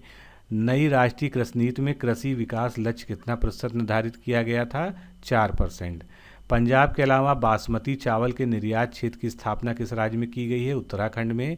केंद्रीय विपणन समितियों का कार्यक्षेत्र होता है जिला स्तर पर। सदाबहार क्रांति भारत में कृषि उत्पादन बढ़ाने के लिए उपयोग में लाई थी किसने? MS स्वामीनाथन के द्वारा। ड्रिप सिंचाई पद्धति का जन्म कहाँ माना जाता है? इजराइल में। छिड़काव सिंचाई किन स्थानों के लिए सर्वोत्तम विधि है? रेगिस्तानी क्षेत्रों के लिए। किसान क्रेडिट कार्ड वार्षिक समीक्षा की शर्त कितने वर्षों के लिए वैध है? 3 वर्ष के लिए। सोयाबीन, अंडा, मशरूम और उर्द में किसमें प्रोटीन सबसे ज़्यादा होता है? तो सबसे ज़्यादा प्रोटीन जो है मशरूम में होता है। भारतीय किसानों की वित्तीय आवश्यकताओं को पूर्ति हेतु अल्पकालीन ऋण कितने अवधि के लिए प्रदान किया जाता है? 15 माह के लिए। सामाजिक वानिकी योजना को कब प्रारंभ किया गया था? 1976 में। एग्रो सिल्वीकल्चर का क्या तात्पर्य है? तो एग्रो मतलब फसलें और सिल्वीकल्चर मतलब ईंधन वाले वृक्षों को उगाना। तो दोनों को मिलाकर हो जाएगा कि फसलों को उगाना और साथ में सिल्वीकल्चर करना, यानी ईंधन वाले वृक्ष जिनसे जो है आपको अच्छी लकड़ी प्राप्त हो सके। अगला प्रश्न देखते हैं। मिट्टी के मटके का प्रतीक चिन्ह किससे संबंधित है? पर्यावरण के संरक्षण से। इंडियन इंस्टीट्यूट ऑफ पेट्रोलियम कहाँ पर है? देहरादून में। उत्तर प्रदेश कृषि अनुसंधान परिषद कहाँ पर स्थित है? लखनऊ में। एरिस का पूरा नाम क्या है? Agriculture researcher information system. देश का एकमात्र महिला सशक्तिकरण हेतु कृषि अनुसंधान केंद्र NRCWA national research centre for women in agriculture, जो कि ICAR तंत्र में कार्यरत है, कहाँ पर स्थित है? भुवनेश्वर, उड़ीसा में। जगजीवन राम किसान पुरस्कार नई दिल्ली ICR द्वारा कृषि में किस क्षेत्र में दिया जाता है? फसल सुरक्षा या क्रॉप प्रोटेक्शन के लिए। किस कंपोस्ट में फास्फोरस की सर्वाधिक मात्रा होती है? वर्मी कंपोस्ट में। मृदा की घटती हुई उर्वरकता एवं उत्पादकता को बचाने के लिए किस कृषि पद्धति का प्रयोग आवश्यक हो जाता है? पर्माकल्चर का। VS व्यास समिति किससे संबंधित है? तो VS व्यास समिति कृषि एवं ग्रामीण शाख विस्तार से संबंधित है। नैफेड किससे संबंधित है? कृषि उत्पादों के विपणन या उसकी परचेज और सेल यानी उसके कॉमर्स से। कृषि लागत एवं मूल्य आयोग की स्थापना 1965 में हुई थी। नाबार्ड एक शीर्ष वित्तीय संस्था है जो कृषि एवं ग्रामीण क्षेत्रों के विकास के लिए बनाई गई है। पादपालय या फाइलोट्रॉन ये एक सुविधा है जो नियंत्रित परिस्थितियों में पौधों को उगाने में के लिए बनी है। झूम कृषि, जैव कृषि, कांच घरों में पौधे उगाना तथा अधिक उपज वाली किस्मों की खेती करना, इनमें से कौन सी एक ऐसी क्रिया है जो पर्यावरण के लिए अनुकूल है? जैव कृषि। भूमि सुधार का विषय जो संविधान की 7वीं अनुसूची में है किससे संबंधित है? राज्य सूची का विषय है ये। भूमि विकास बैंक, नाबार्ड, IDBI, वाणिज्यिक बैंक तथा सहकारी उधार ढांचा में से किसका एक अंश है? सहकारी उधार ढांचे का। अगला प्रश्न देखते हैं, सघन कृषि जिला कार्यक्रम कब शुरू हुआ था? 1960 में। सघन कृषि क्षेत्र कार्यक्रम 1963 में। भारत में हरित क्रांति के जनक MS स्वामीनाथन। हरित क्रांति का सर्वाधिक सकारात्मक प्रभाव पड़ा 1964 से 65 में। ऑपरेशन फ्लड जो 1970 में चलाया गया था किसने शुरू किया था? राष्ट्रीय डेयरी विकास बोर्ड ने। भारत के किस क्षेत्र में दूध की उपलब्धता सबसे कम है? पूर्वोत्तर भारत में। देश के कृषिगत क्षेत्र में सर्वाधिक भाग पर खाद्यान्न फसलों को उगाया जाता है तथा दूसरा स्थान किस वर्ग की फसलों का है? फलों के अधीन क्षेत्र का। अगला प्रश्न देखते हैं, भारत में प्रति व्यक्ति प्रति वर्ष अंडों की खपत लगभग कितनी है? 79 जो है ये 2018-19 के अनुसार। कृष्ण क्रांति का संबंध किस क्षेत्र से है? वैकल्पिक ऊर्जा से। उस क्रांति को कौन सी संज्ञा प्रदान की गई है जिसके अंतर्गत कृषि क्षेत्र के सभी अवयवों को समन्वित विकास की अवधारणा समाहित है? इसको इंद्रधनुषी क्रांति कहते हैं। ताजे जल के मछली उत्पादन में भारत का विश्व में कौन सा स्थान है? दूसरा। गुलाबी क्रांति का संबंध झींगा मछली के उत्पादन से है। तिलहन प्रौद्योगिकी मिशन को कब प्रारंभ किया गया था? 1986 में। धूसर क्रांति का जो है फर्टिलाइजर प्रोडक्शन यानी उर्वरक उत्पादन से संबंध है। केंद्रीय आलू संस्थान कहाँ पर स्थित है? कुफरी, शिमला में। 2017 में भारत में मछली का उत्पादन विश्व में कौन से स्थान पे था? तीसरे स्थान पे, और प्रथम स्थान था चीन का। इंडियन सोसाइटी ऑफ एग्रोनॉमी की स्थापना कब हुई थी? 1958 में। भारत के समग्र मछली उत्पादन में किस क्षेत्र का योगदान सर्वाधिक है? अंतर्देशीय का। खाद्यान्नों की कृषि सबसे पहले कहाँ प्रारंभ हुई थी? नवपाषाण काल में। भारत में हरित क्रांति की जन्मस्थली कौन सी है? पंतनगर। राष्ट्रीय कृषि विपणन संस्थान कहाँ पर स्थित है? जयपुर में। भारत में नाबार्ड बैंक किनको किनको जो है फाइनेंस करता है, किनको किनको वित्त उपलब्ध कराता है? अनुसूचित व्यापारिक बैंकों को, क्षेत्रीय ग्रामीण बैंकों को और राज्य भूमि विकास बैंक को। पीली क्रांति या येलो रिवॉल्यूशन किससे संबंधित है? तिलहन के उत्पादन से। 1995-96 में स्थापित ग्रामीण अवस्थापना विकास कोष का हिसाब रखता है राष्ट्रीय कृषि एवं ग्रामीण विकास बैंक।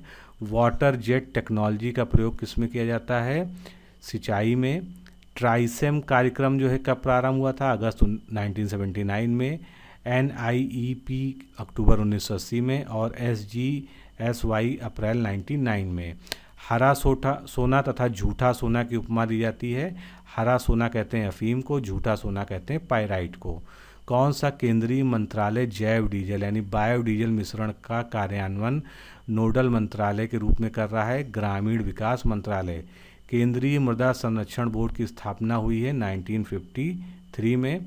वैश्विक जलवायु परिवर्तन के संदर्भ में मृदा में कार्बन प्रच्छादन संग्रहण में निम्नलिखित कृषि पद्धतियां सहायक हैं। कौन कौन सी? समोच्च बांध, अनपद सस्यन और शून्य जुताई। भारत में BT यानी बायोटेक्नोलॉजी मॉडिफाइड बैगन के प्रवेशन पर लोगों के विरोध का प्रमुख कारण क्या है? यह आशंका है कि बीटी बैगन के उपयोग से स्वास्थ्य पर विपरीत प्रभाव पड़ सकता है और ये भी चिंता है कि बीटी बैगन के आ जाने से जैव विविधता पर विपरीत प्रभाव पड़ेगा। ड्रिप सिंचाई के क्या लाभ होते हैं? खरपतवार में कमी होती है, मृदा अपरदन में कमी होती है, जल का अनुकूलतम उपयोग होता है और त्वरित बीजोद्भवन होता है।